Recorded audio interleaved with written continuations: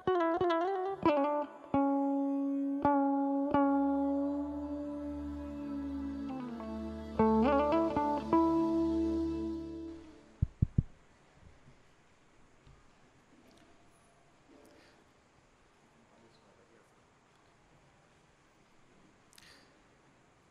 శ్రీ సాయిరామ్. ఈనాటి ఈ సమర్పణ కార్యక్రమానికి విచ్చేసిన స్వామి భక్తులందరికీ కోటి కోటి సాయిరామ్. ఈరోజు మనం ఇక్కడ 109వ సమర్పణ కార్యక్రమం బిహెచ్ఎల్ సమితి ద్వారా జరుగుతుంది. ఇక్కడ ఈనాటి వక్త విజయ్ సుందర్ గారు. ముందుగా విజయ్ సుందర్ గారిని స్వామి పాదపద్మాల వద్ద పుష్పగుచ్చం సమర్పించవలసిందిగా కోరుతున్నాను.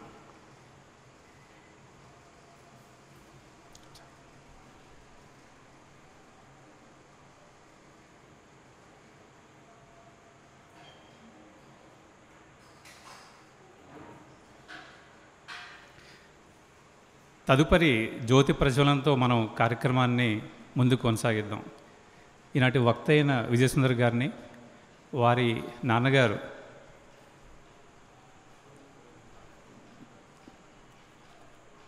పార్వతీశం గారిని, శ్రీమతి త్రిపుర గారిని, ఈనాటి వక్త అయిన విజయసుందర్ గారి సతీమణి అపర్ణ గారిని జ్యోతి ప్రజ్వలన చేయవలసిందిగా కోరుతున్నాను.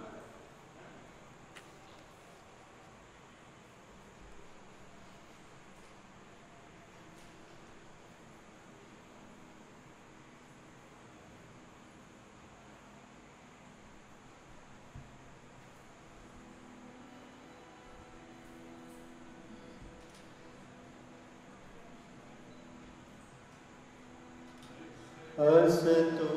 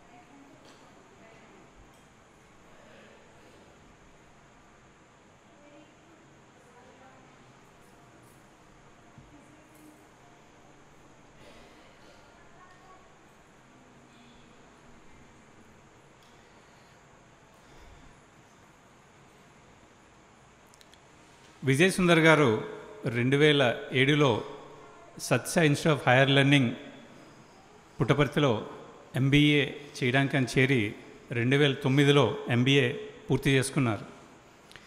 2009లో స్వామి మనందరికీ తెలుసు, చాలామంది స్టూడెంట్స్ని కొడైకెనాల్ తీసుకెళ్తూ ఉంటారు సమ్మర్ బ్యాచ్కి. అలా 2009లో తీసుకెళ్ళిన బ్యాచ్లో విజయ్ సుందర్ గారు కూడా పాల్పంచుకోవడం జరిగింది. ఇంతవరకు మనకి ఇక్కడ సమర్పణ కోసం వచ్చిన వాళ్ళు చాలామందిని మనం సింగర్స్ని పిలిచాం, బుర్రకథలు చెప్పే వాళ్ళని పిలిచాం, అట్లాగే వేదం బాగా చదివిన వాళ్ళని పిలిచాం అట్లా. కానీ ఫస్ట్ టైం మనకు వచ్చిన వక్త చిత్రకారుడు.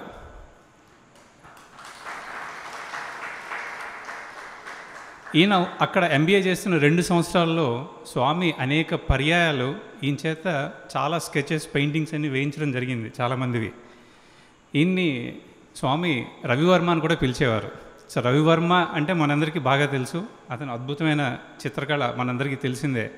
సో రవివర్మ అని స్వామి పిలిచారంటే ఆల్మోస్ట్ లైక్ రవివర్మ మళ్ళీ పుట్టి అక్కడ ఆ 2 సంవత్సరాలు స్వామి సన్నిధిలో గడిపినట్టే అనమాట. సో MBA పూర్తి చేసుకున్న తర్వాత విజయ్ సుందర్ గారు 18 ఏళ్లుగా అనేక మల్టీనేషనల్ కంపెనీల్లో ఉన్నత పదవుల్లో పనిచేస్తూ ప్రస్తుతం ఇక్కడ మన హైదరాబాద్లో ఉన్న ISB ఇండియన్ స్కూల్ ఆఫ్ బిజినెస్లో అసిస్టెంట్ ప్రొఫెసర్గా చేస్తున్నారు. వారిని వేదిక మీద వచ్చి స్వామితో వారికున్న అనుభవాలను మనందరితో పంచుకోవాల్సిందిగా కోరుతున్నాను. సాయిరామ్.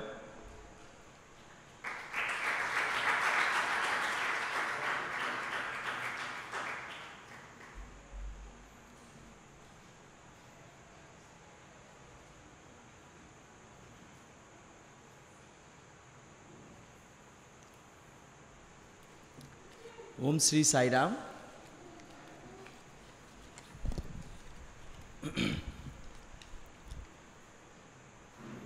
ఫస్ట్లీ నన్ను ఇవాళ ఇక్కడ పిలిచి మాట్లాడడానికి ఒక అవకాశం ఇచ్చిన మన సమితి పెద్దలందరికీను, ఇవాళ ఇక్కడికి వచ్చిన మీ అందరికీ సాయిరామ్.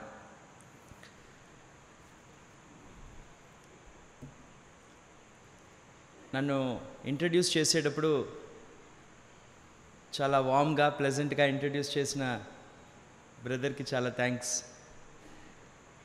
ఈ వచ్చే దారిలో ఇవాళ ఫస్ట్ టైం ఇవాళ నేను ఈ క్యాంపస్లోకి వచ్చాను ఈ అవకాశం వల్ల. ఈ వచ్చే దారిలో మేము దారి చూసుకుంటూ వస్తుంటే ఒక చర్చ్ కనబడింది, ఒక గురుద్వారా కనబడింది, ఒక టెంపుల్ కనబడింది, దాని తర్వాత స్వామి దర్శనం అయింది. ఈ వాతావరణం అంతా చూస్తుంటే ఒక రియల్ అయిన ఒక సర్వధర్మ అట్మాస్ఫియర్ ఉన్న ఒక ప్రదేశానికి ఇవాళ నాకు రాగలిగిన ఒక అవకాశం కల్పించినందుకు స్వామికి చాలా ధన్యవాదాలు. మీరందరూ చాలా అదృష్టవంతులు. ప్రతిరోజునో, ప్రతి వారమో, ప్రతి నెలనో మీరు ఎప్పుడు కలుస్తున్నారో ఇక్కడ నాకు తెలియదు, కానీ ఇలాంటి ఒక అట్మాస్ఫియర్లో ఉండడానికి కూడా మనం అందరం ఎంతో అదృష్టం చేసుకుని ఉండాలి. అండ్ మన సత్యసాయి ఆర్గనైజేషన్లో ఈ సేవ అనే పదాన్ని చాలా ఎక్కువసార్లు మనం అందరం వాడుతూ ఉంటాం. స్వామి కూడా ఆయన ఇచ్చే డిస్కోర్సెస్లో కానీ, ఆయన మనతో మాట్లాడే ఇన్ఫార్మల్ డిస్కషన్స్లో కానీ, 1-to-1 కాన్వర్జేషన్స్లో కానీ, ఇంటర్వ్యూస్లో కానీ సేవ, సర్వీస్ అనే పదాన్ని చాలాసార్లు ఫ్రీక్వెంట్గా ఉపయోగించే పదం అది. సో ఇవాళ దాని గురించి మనం కొంచెం చర్చించుకుందామని, నాకు దాని గురించి తెలిసినవి, నేను స్వామి దగ్గర విన్నవి, అనుభవించిన వాళ్ళు చెప్పి విన్నవి, అలాంటి కొన్ని నాకు తెలిసినవి వాళ్ళ మీతో పంచుకోవాలని ఆశిస్తున్నాను. అసలు ఫస్ట్ ఆఫ్ ఆల్ మనం సేవ అనే పదాన్ని, సర్వీస్ అనే పదాన్ని అర్థం ఏంటి అని ఒకసారి ఆలోచించి చూసుకుంటే దానికి మనం ఏదో పెద్ద ఫిలాసఫికల్ మీనింగ్ వెతకాల్సిన అవసరం లేదు. We are all normal human beings, but specially blessed by Bhagavan. ఇప్పుడు మనం దీపం వెలిగించడానికి ఇక్కడికి నన్ను పిలిచినప్పుడు ఫస్ట్ ఆ మ్యాచెస్లో నుంచి క్యాండిల్ వెలిగించగానే ఏమైంది, ఆ క్యాండిల్ వెలగంగానే గాలి వచ్చింది. సహజంగా వస్తుంది కదా, ఇక్కడంతా ఫ్యాన్లు వేసాము, కిటికీలు తెరిచాము. అప్పుడు ఏమవుతుంది, ఆ క్యాండిల్ గాలికి ఆరిపోయే అవకాశం ఉంటుంది. అప్పుడు మన బ్రదర్స్ పక్కన వాళ్ళు ఏం చేశారు, 2 చేతులు అడ్డు పెట్టారు. అడ్డు పెట్టగానే ఆరిపోయే క్యాండిల్ ఆరిపోకుండా నిలిచింది, దాని నుంచి జ్యోతి వెలిగింది. సర్వీస్ అంటే ఇదే కదా. సర్వీస్ అంటే ఏంటి, మనం ఒక్కరమే చేయి వేసి ఒక జ్యోతిని వెలిగించాలనే మనం పుట్టి, మన పర్పస్ ఆఫ్ లైఫ్లో మన లోపల ఉన్న జ్యోతిని వెలిగించుకోవాలని మనం ప్రతిరోజు పడే తాపత్రయంలో నలుగురు కలిసి ఆ జ్యోతిని ఆరిపోకుండా కాపాడడానికి చెయ్యి వేయడమే కదా సర్వీసు. అంతే కదా. దానికి మనకి ఈ 4 చేతులు కలిసి మనకు అవకాశం కలిగించిన ఈ సత్యసాయి సేవా సంస్థ ఆ 4 చేతుల్ని మనకి ఇచ్చింది కదా జ్యోతిని వెలిగించుకోవడానికి. ఇది నిజంగా ఒక అవకాశమా కాదా మనందరికీ? సో సర్వీస్ అనేది ఏంటి, సేవ అనేది ఏంటి, మనం ఒకసారి ఆలోచించి చూసుకుంటే అది మన అందరికీ దొరికిన ఒక పెద్ద అవకాశం. కరెక్టా కాదా? మనం అనేక రకాల సర్వీసెస్ చేస్తూ ఉంటాం. భజన పాడడం దగ్గర నుంచి, వేదం చాంట్ చేయడం దగ్గర నుంచి, పొద్దున్నొచ్చి మన సమితి అంతా క్లీన్ చేయడం దగ్గర నుంచి మొదలుంచుకుని మనం బయటకు వెళ్ళి నారాయణ సేవ చేయడము, విలేజెస్లో పూర్ అండ్ నీడీ పీపుల్కి సర్వీస్ చేయడము, బ్లడ్ డొనేషన్ చేయడము, క్యాంప్స్ కండక్ట్ చేయడము, మెడికల్ క్యాంప్స్ చేయడం, ఇలా చెప్పుకుంటూ పోతే ఒక పెద్ద లిస్ట్ ఆఫ్ ఆపర్చునిటీస్ మనకు క్రియేట్ చేసి ఇచ్చారు మన సమితిలో కదా. దీన్ని ఒక అవకాశంగా మనం ఎందుకు చూడాలి అని మనం కొంచెం ఫిలాసఫికల్గా ఇన్డెప్త్గా ఆలోచించి చూసామంటే, స్వామి ఒకరోజు చేసిన ఒక చిన్న లీల దీనికి ఒక పెద్ద డీప్ థింకింగ్ మనకు కలిగించే ఒక సింపుల్ చిన్న కథ. ఒక సందర్భంలో స్వామి బర్త్డే సెలబ్రేషన్స్ అప్పుడు స్వామి చాలా చిన్న పిల్లల వల్లే ప్రవర్తిస్తూ ఉంటారు. అంటే ఈ చాక్లెట్లు, కేకులు ఇవన్నీ వస్తాయి, ఎక్కడెక్కడి నుంచో వస్తాయి, వరల్డ్ నుంచి, ఎక్కడెక్కడో different parts of the world నుంచి వస్తాయి. స్వామి చాలా పేషెంట్గా అవన్నీ చూసి ఆశీర్వదించి కట్ చేసి చాలా బాగుందని వాటిని అప్రిషియేట్ చేసి అలా ఉంటుంది. మనందరికీ తెలుసు స్వామి బర్త్డే వేడుకలు ఎంత ఘనంగా జరుగుతాయని. అప్పుడు ఈ చిన్న చిన్న పిల్లలందరూ అక్కడ ప్రైమరీ స్కూల్ పిల్లలందరూ గుంపుగా వస్తారు. వచ్చినప్పుడు చూడంగానే స్వామి, అంటే స్వామి మిర్రరే కదా, చిన్నపిల్లాడిని చూస్తే ఆయన చిన్నపిల్లాడిగా మారిపోతాడు, అంతే కదా. మిర్రర్లో మనం ఏం చూపిస్తే అదే కనిపిస్తుంది. వాళ్ళందరినీ చూడంగానే స్వామి మొహం బాగా వికసిస్తుంది, ఆనందంగా ఉంటారు. అలాంటి ఒక సందర్భంలో లోపలికి వెళ్ళి చాక్లెట్లు తీసుకురమ్మన్నారు. ఏం చాక్లెట్లు? ఈ సింగిల్ పీస్ చాక్లెట్లు ర్యాప్ చేసి ఉంటాయి చూసారా, అవి. ఎవరో ఫారినర్సు ఇంత బుట్టెడు చాక్లెట్లు తీసుకొచ్చారు. వెంటనే స్వామి చెప్పాలే కానీ వెంటనే వచ్చేవా. తీసుకురాగానే స్వామి ఏం చేశారంటే ఈ చాక్లెట్లన్నీ తీసి ఇలా విసిరేశారు. ఎవరి పక్క? ప్రైమరీ స్కూల్ బాయ్స్ పక్క. విసిరేయగానే పిల్లలందరూ ఎలా ఎగురుతున్నారు, పట్టుకోవడానికి ప్రయత్నిస్తున్నారు. ఓకే, ఆనందంగా ఉన్నారు. స్వామి చూస్తున్నారు, నవ్వుతున్నారు.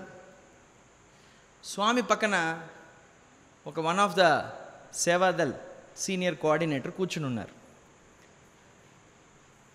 ఈ పర్టికులర్ సంఘటన జరగక ముందు 5 నిమిషాల ముందు స్వామి ఏం చేశారంటే అక్కడ ఉన్న పెద్దవారందరికీ బట్టలు పంచారు, వస్త్రాలు. అది పంచినప్పుడు ఎలా పంచారంటే అందరూ ఒక లైన్లో వచ్చి నిలబడ్డారు. ఒకళ్ళ తర్వాత ఒకళ్ళకి స్వామి ఇస్తూ ఉన్నారు. వాళ్ళు తీసుకున్నారు, ఆశీర్వాదం, పాద నమస్కారం తీసుకున్నారు, వాళ్ళు వెళ్ళారు. ఇలా జరిగిన కార్యక్రమం. అది అయిన వెంటనే స్వామి చాక్లెట్ తీసి పిల్లల మీదకి విసురుతున్నారు. ఈ రెండు ఆయన పక్కన కూర్చుని చూస్తున్నాడు. అంటే ఒక్కొక్కసారి స్వామిని ప్రశ్నించడానికి కూడా మనకు చాలా ధైర్యము సన్నిహిత్యము ఉండాలి. ఆ మహాను భక్తుడికి ఆ సన్నిహిత్యం దొరికింది. ఆ రోజు ధైర్యం చేసుకుని ఆయన స్వామి దగ్గరికి వెళ్ళి ఒక ప్రశ్న అడిగాడు. స్వామి, మీకు చాలా ప్రియమైనది ఏంటి అంటే డిసిప్లిన్ కదా, అందరూ కరెక్ట్గా పాటించాలని, పాటించకపోతే మీరు అటు పక్క కూడా రారని అందరూ చెప్పుకుంటే మేము విన్నాం కదా. ఒక 5 నిమిషాల ముందు మీరు అందరికీ బట్టలు పంచారు. పంచినప్పుడు అందరూ లైన్లో వచ్చారు, డిసిప్లైన్డ్గా తీసుకుని వెళ్ళారు, మీరు ఆనందపడ్డారు. ఇప్పుడు అదే డిసిప్లైన్తో ఈ పిల్లల్ని కూడా ఒక లైన్లో నించోపెట్టి వాళ్ళందరికీ చెరో చాక్లెట్ ఇస్తే ఎంత డిసిప్లైన్డ్గా ఉండేది. ఇప్పుడు అక్కడ చూడండి ఏమవుతుందో. అందరూ ఎగురుతున్నారు, కొంతమంది పట్టుకుంటున్నారు, కొంతమంది కింద పడుతున్నారు, కొంతమంది తోసుకుంటున్నారు. దీన్ని చూసి కూడా మీరు ఆనందిస్తున్నారే స్వామి, మరి ఇది డిసిప్లైన్డ్గా లేదు కదా అన్నారట. అంటే ఇలాంటి ప్రశ్న అడగడానికి చాలా ధైర్యం ఉండాలి. కానీ మనకేదో ఒక మెసేజ్ చెప్పడానికి ఆ రోజు స్వామి ఆయన్ని పర్మిట్ చేశారు. శ్రద్ధగా వినాలి దీనికి స్వామి చెప్పిన ఒక జవాబు. స్వామి ఆయనతో ఏమన్నారంటే, నేను ప్రకృతిని కూడా ఇలాగే శాసిస్తున్నాను అని చెప్పారట. చాలా గొప్ప విషయం ఇది. దీంట్లో చాలా ఇన్డెప్త్ మెసేజ్ చెప్పారు. ప్రకృతిని కూడా నేను ఇలాగే శాసిస్తున్నాను అని చెప్పారు స్వామి. చెప్పి ఆయనకు అర్థమైందో లేదో అని ఇంకా క్లీన్గా చెప్తున్నారు. ఏమని? మీ అందరికీ నేను ధనము, ధాన్యము, విద్య, పేరు, ప్రతిష్టలు ఇలాగే విసిరేస్తున్నాను. కొంతమందికి 4 పడుతున్నాయి చేతిలో, కొంతమందికి 2 పడుతున్నాయి, కొంతమందికి చేతిలో ఒక చాక్లెట్ కూడా పడలేదు. పడనప్పుడు నేను మిమ్మల్ని చూస్తున్నాను. ఎవరిని చూస్తున్నాను? చేతిలో చాక్లెట్లు పడని వాడిని కాదు, 4 చాక్లెట్లు పడ్డాయే వాడిని చూస్తున్నాను. చూసి ఏం ఎదురు చూస్తూ ఉంటానంటే 4 చాక్లెట్లు పడిన వాడి చేతిలో ఒక చాక్లెట్ తీసి ఆ చాక్లెట్ పడని వాడికి ఇస్తున్నాడా లేదా నేను చూస్తున్నాను అని అర్థం స్వామి.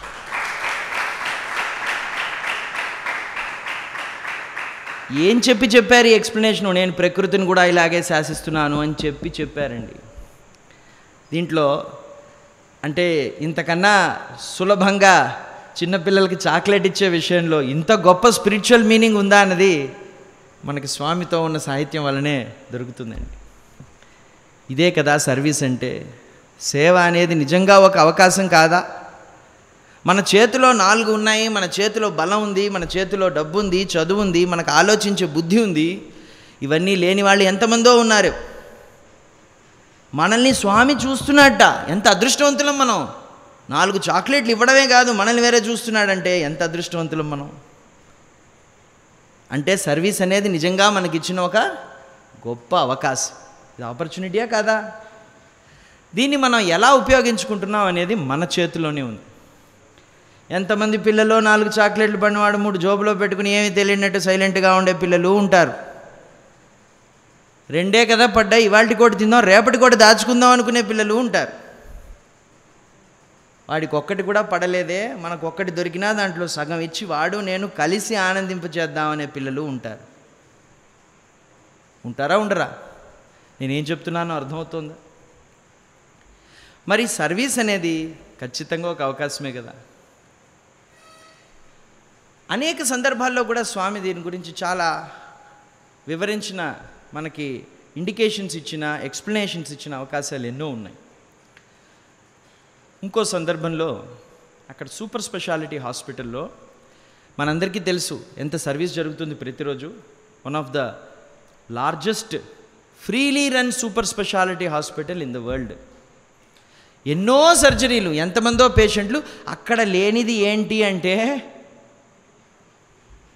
ఫీజు కట్టించుకునే కౌంటర్ మాత్రం ఉండదు. మన సూపర్ స్పెషాలిటీ హాస్పిటల్లో పుట్టపర్తిలో కానీ మన వైట్ఫీల్డ్లో కానీ అక్కడికి వచ్చే పేషెంట్లు మాత్రం కాదు, అక్కడికి వచ్చే పేషెంట్లకు ఉన్న కేర్ టేకర్సు, పేషెంట్కి ఫుడ్ మాత్రం కాదు, ఆ కేర్ టేకర్కి ఫుడ్డు,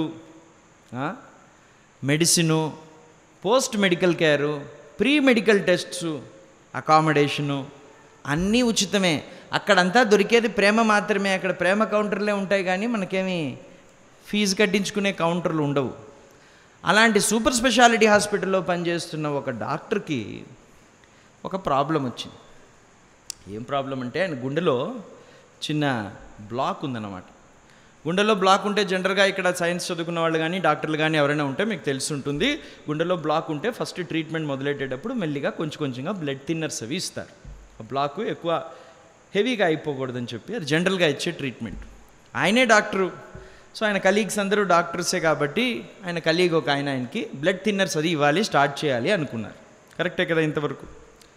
బట్ ఆయనకి ఈ బ్లడ్ థిన్నర్స్ అవి ఇవ్వక ముందు స్టార్ట్ చేసే కొన్ని టెస్టులు చేసిన దాంట్లో ఆయనకి ఏం తెలిసిందంటే ఆయనకి కొంచెం అనీమియా కూడా ఉంది అని తెలిసింది. అనీమియా అంటే దానివల్ల కొన్ని ప్రాబ్లమ్స్ వస్తాయి, దాన్ని మనం అడ్రస్ చేయకపోతే. అంటే రక్తం కొంచెం తక్కువ ఉంటుంది శరీరంలో. ఎందుకు తక్కువ ఉంది అని వాళ్ళు కొంచెం రూట్ కాజ్ అనాలిసిస్ చేసి చూస్తే వాళ్ళకి ఏమర్థమైందంటే ఆయనకి బ్లడ్లో వాస్కులర్ సిస్టంలో బ్లడ్ లీకేజ్ అనేది ఉంది. బ్లడ్ లీకేజ్ అనేదాన్ని హెమరేజ్ అంటారు. ఆ ప్రాబ్లం కూడా ఆయన శరీరంలో ఉంది. ఆ ప్రాబ్లం ఉన్నప్పుడు బ్లడ్ థిన్నర్స్ జనరల్గా ఇవ్వరు డాక్టర్స్. ఇప్పుడు ఒక పక్క ఆయనకి ఏముంది, హార్ట్లో బ్లాక్ ఉంది, ఇంకో పక్క హెమరేజ్ ఉంది. బ్లడ్ థిన్నర్స్ ఇస్తే హార్ట్ బ్లాకేజ్ ఒక లెవెల్కి కుదుట పడుతుంది, కానీ దానివల్ల ఏమవుతుంది, ఈ హెమరేజ్ ప్రాబ్లం పెరిగిపోతుంది. హెమరేజ్కి మెడిసిన్ ఇవ్వడం మొదలెట్టారంటే బ్లడ్ హార్ట్లో ఉన్న బ్లాక్ ఎక్కువ అయిపోతుంది. ఇప్పుడు డాక్టర్స్కి ఇట్స్ ఎ డైలమా, ఎలా మెడికేషన్ ఇవ్వాలి. ఆయన డాక్టరు, ఆయన కలీగ్స్కి ఇప్పుడు డైలమా. ఎలాంటి మెడికేషన్ ఇచ్చినా ఇంకో ప్రాబ్లం మీద ఇంట్రాక్షన్ చూపిస్తుంది. అది అర్థమవుతుంది. సో ఇలాంటి పరిస్థితులు వచ్చినప్పుడు స్వామి మనతో ఫిజికల్గా ఉన్నప్పుడు ఒక పెద్ద అవకాశం ఏంటి మనకి అంటే వెళ్ళి స్వామిని అడిగేయచ్చు. వాళ్ళకి అవకాశం కూడా ఉండింది.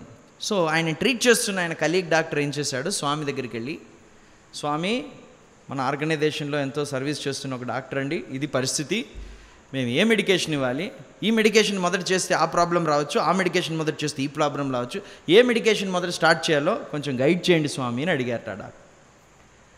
దానికి స్వామి ఏం చెప్పారంటే, రేపు నేను వస్తాను హాస్పిటల్కి, వచ్చి మాట్లాడతాను, నేను చూస్తాను లేని దిగులు పడక అని చెప్పి రెండో రోజు స్వామి వెళ్ళారు. వెళ్ళి డాక్టర్ని ఎవరైతే ఇబ్బందితో ఉన్నారో ఆయన్ని మాట్లాడించి కొంచెంసేపు ప్రేమగా మాట్లాడిన తర్వాత స్వామి విభూతి సృష్టించి ఆయనకి ఇచ్చారు. ఇచ్చి ఇది ఎప్పుడెప్పుడల్లా నీకు దాహం వేస్తుందో నీళ్లు తాగే ముందు ఈ విభూతి కొంచెం నోట్లో వేసుకుని నీళ్లు తాగు అని చెప్పారు. అయిపోయి ఆయన్ని ట్రీట్ చేస్తున్న డాక్టర్కి ఆయన ఉన్నాడు, ఎవరైతే వెళ్ళి స్వామికి చెప్పి పిలుచుకొచ్చాడో ఆయన్ని చూసి స్వామి అంటున్నారు వెళ్ళేటప్పుడు, ఇదిగో ఇప్పుడు నీ ఇష్టం, నువ్వు హార్ట్ బ్లాక్ మెడికేషన్ మొదట స్టార్ట్ చేయాలనుకుంటే దానికి స్టార్ట్ చేసుకో. అలా నువ్వు స్టార్ట్ చేసావే అనుకో, ఆ హ్యామరేజ్ ప్రాబ్లంకి నా విభూతి చూసుకుంటుంది. సపోజ్ నువ్వు హ్యామరేజ్కి మొదటి మెడికేషన్ స్టార్ట్ చేయాలనుకుని అది స్టార్ట్ చేసావంటే ఈ హార్ట్ బ్లాక్ ఇష్యూ నా విభూతి చూసుకుంటుంది. అందుకని నీకు ఏది స్టార్ట్ చేయాలనుకుంటే ఇక నువ్వు ఆ మెడికేషన్ స్టార్ట్ చేసుకో అని స్వామి చెప్పేశారు. చాలా బాగుంది, అరే ఇదేదో చాలా వసతిగా అయిపోయింది కదా, పెద్ద ప్రాబ్లం సాల్వ్ అయిపోయింది కదా ఇప్పుడు. కానీ అక్కడ ఉన్న వాళ్ళందరూ ఊరికే సర్వీస్ అంటే ఏదో అలా ఫిజికల్గా మెటీరియలిస్టిక్గా చేసే మనుషులు కాదు. ఆయన డీప్గా ఆలోచించడం మొదలెట్టారు ఆ డాక్టర్. ఏమని, అరే ఏందబ్బా ఇది, స్వామి వచ్చారు, ప్రేమతో మాట్లాడారు, విభూతి సృష్టించారు. రెండు ప్రాబ్లమ్స్ ఉంటే నువ్వు ఒక ప్రాబ్లంకి మందు ఇవ్వు, ఇంకో ప్రాబ్లం విభూతి చూసుకుంటుంది అంటాడేంటినా. ఆ విభూతి ఏదో రెండు ప్రాబ్లమ్స్ సాల్వ్ చేయొచ్చు కదా, అంతే కదా. మన బుర్రలాగే ఆలోచిస్తుంది.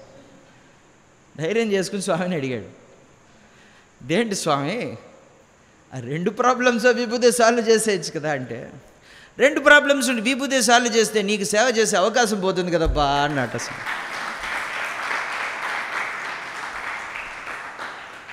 సేవ అంటే ఒక పెద్ద అవకాశం కదా మనకి.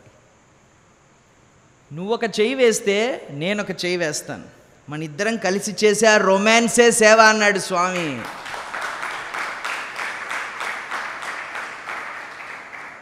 ఇలా అని గాల్లోంచి విభూతులు ఉంగరాలు తీయడానికండి అవతార పురుషుడు వచ్చాడు. అంతేనా మనం అర్థం చేసుకున్నది స్వామిని? ఏమీ లేని ఈ పాంచభౌతికత్వం నుంచి ఒక సృష్టిని చేయగలిగిన వాడు, మన కళ్ళ ముందు ఎన్నిసార్లు చేసినవాడు. మనం ఇబ్బందుల్ని, మన బాధల్ని, పడే కష్టాలని అన్నిటినీ ఇలా గాలిలో చేతిపి తీసేయలేక కాదు, మనకి అవకాశం ఇవ్వాలన్న అతీతమైన ప్రేమతో స్వామి మనకి సేవ అన్న ఒక పెద్ద ఆపర్చునిటీని మనకిచ్చాడు. కరెక్టేనా? దీన్ని మనం ఎలా సద్వినియోగం చేసుకుంటున్నాము అన్నది మన చేతిలో ఉంది. ఆ డిస్క్రిమినేషన్ కూడా స్వామి ఇచ్చేసాడు మనకి. అది వాడుకోవడం వాడుకోకపోవడం మన ఇష్టం. కరెక్టే కదా? ఇప్పుడు ఇది వాడుకోవడం ఎలాగా అని ఆలోచించాం అనుకోండి ఈ అవకాశాన్ని. చాలామంది మన స్నేహితులు కానీ, మన బ్రదర్స్ అండ్ సిస్టర్స్ కానీ చాలామంది చెప్తుంటే నేను విన్నది, అంటే వినికిడి మాటలు అంటే ఎక్కువ దానికి అర్థం వెతకక్కర్లే కానీ చిన్న ఇండికేషన్.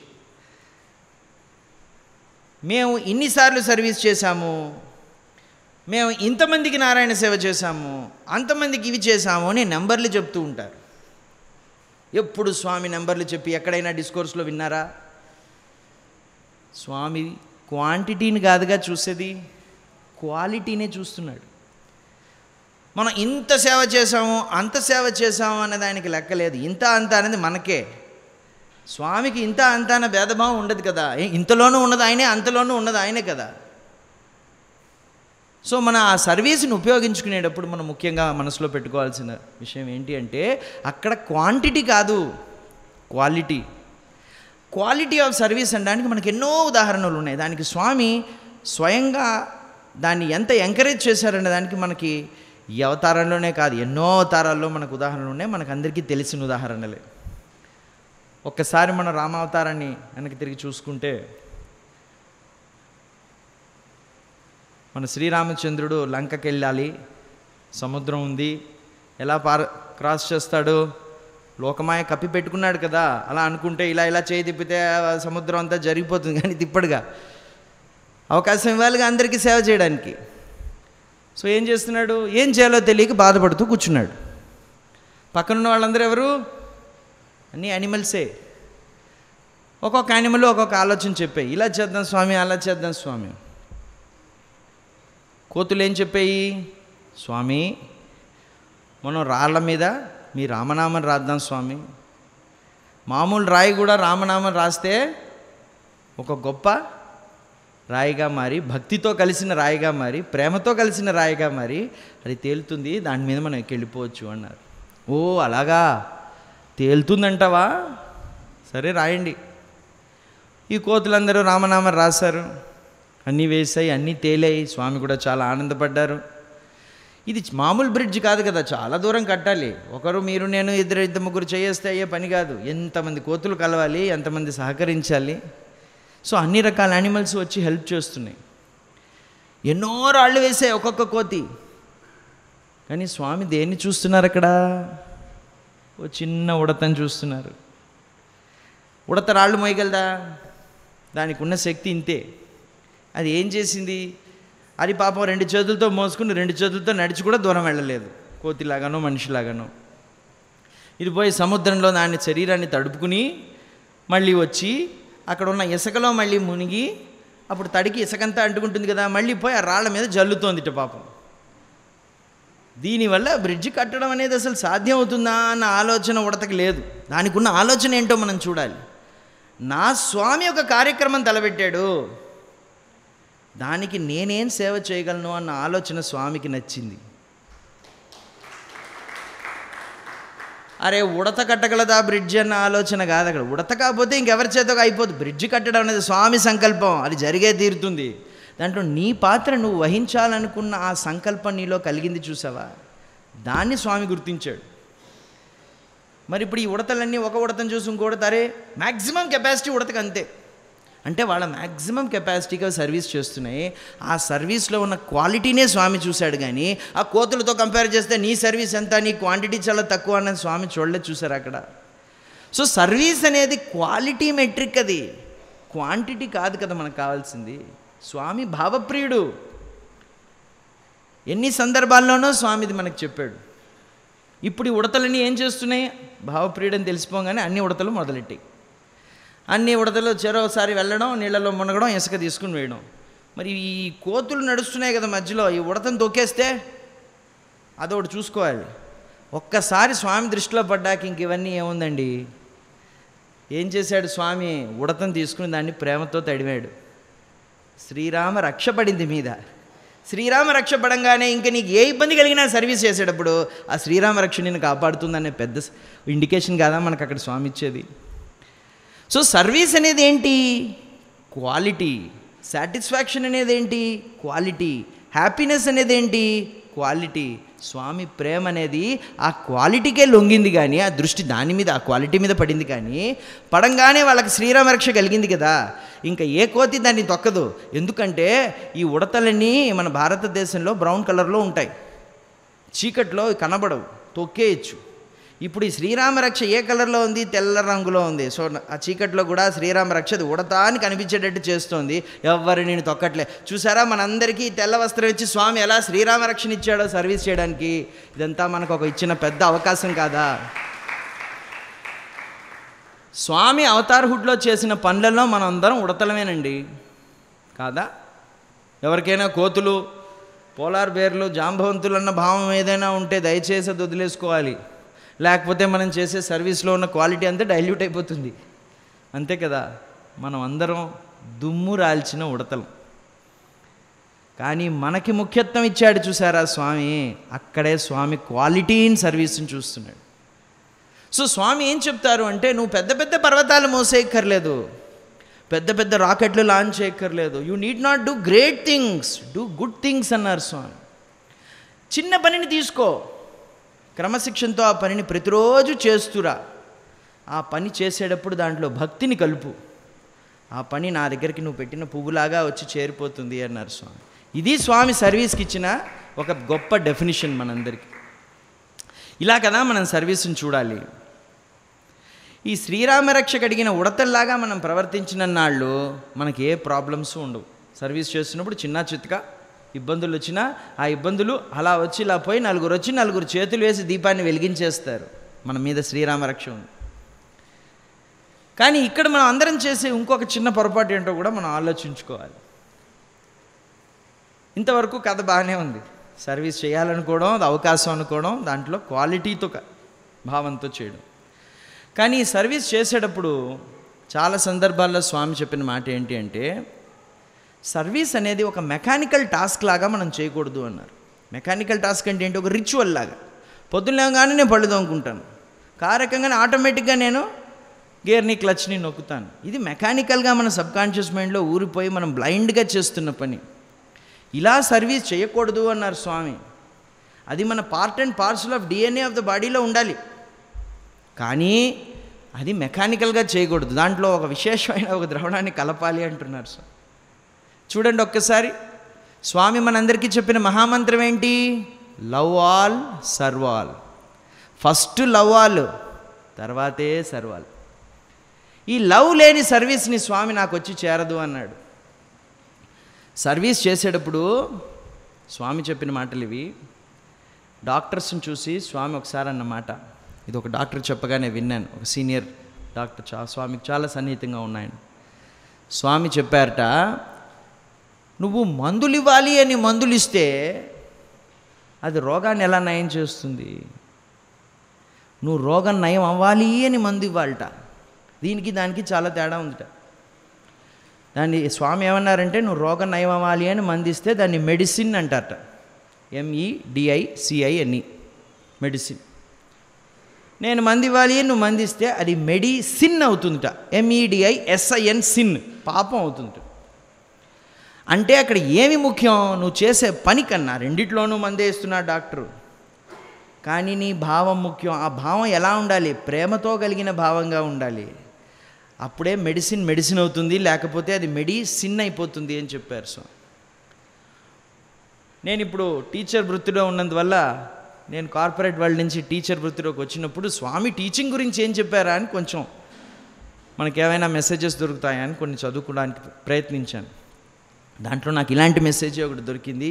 ఇప్పటివరకు నేను క్లాస్లో అది పాటించడానికి నా వల్ల అయిన సాయశక్తిలా ప్రయత్నిస్తున్నాను. ఆ మెసేజ్ ఏంటంటే, ఇలాంటి మెసేజే, డాక్టర్స్కి చెప్పిన మెసేజే టీచర్స్కి కూడా చెప్పాడు స్వామి. నువ్వు పాఠం చెప్పాలి అని పాఠం చెప్తే అది పాఠం ఎలా అవుతుంది? అవ్వదు కదా. నా పిల్లలు నేర్చుకోవాలి అని నువ్వు పాఠం చెప్తేనే అది పాఠం అవుతుంది అన్నాడు స్వామి. ఎంత తేడా ఉందండి. వర్క్ ఒకటే, చూసేవారికి రెండు ఒకలాగే అనిపిస్తాయి, కానీ చేసేవాడికి ఆ భావం మారిపోతుంది. భావంలో ప్రేమ కలిస్తేనే అది సర్వీస్ అవుతుంది, లేకపోతే అది ఒక మెకానికల్ టాస్క్ అవుతుంది.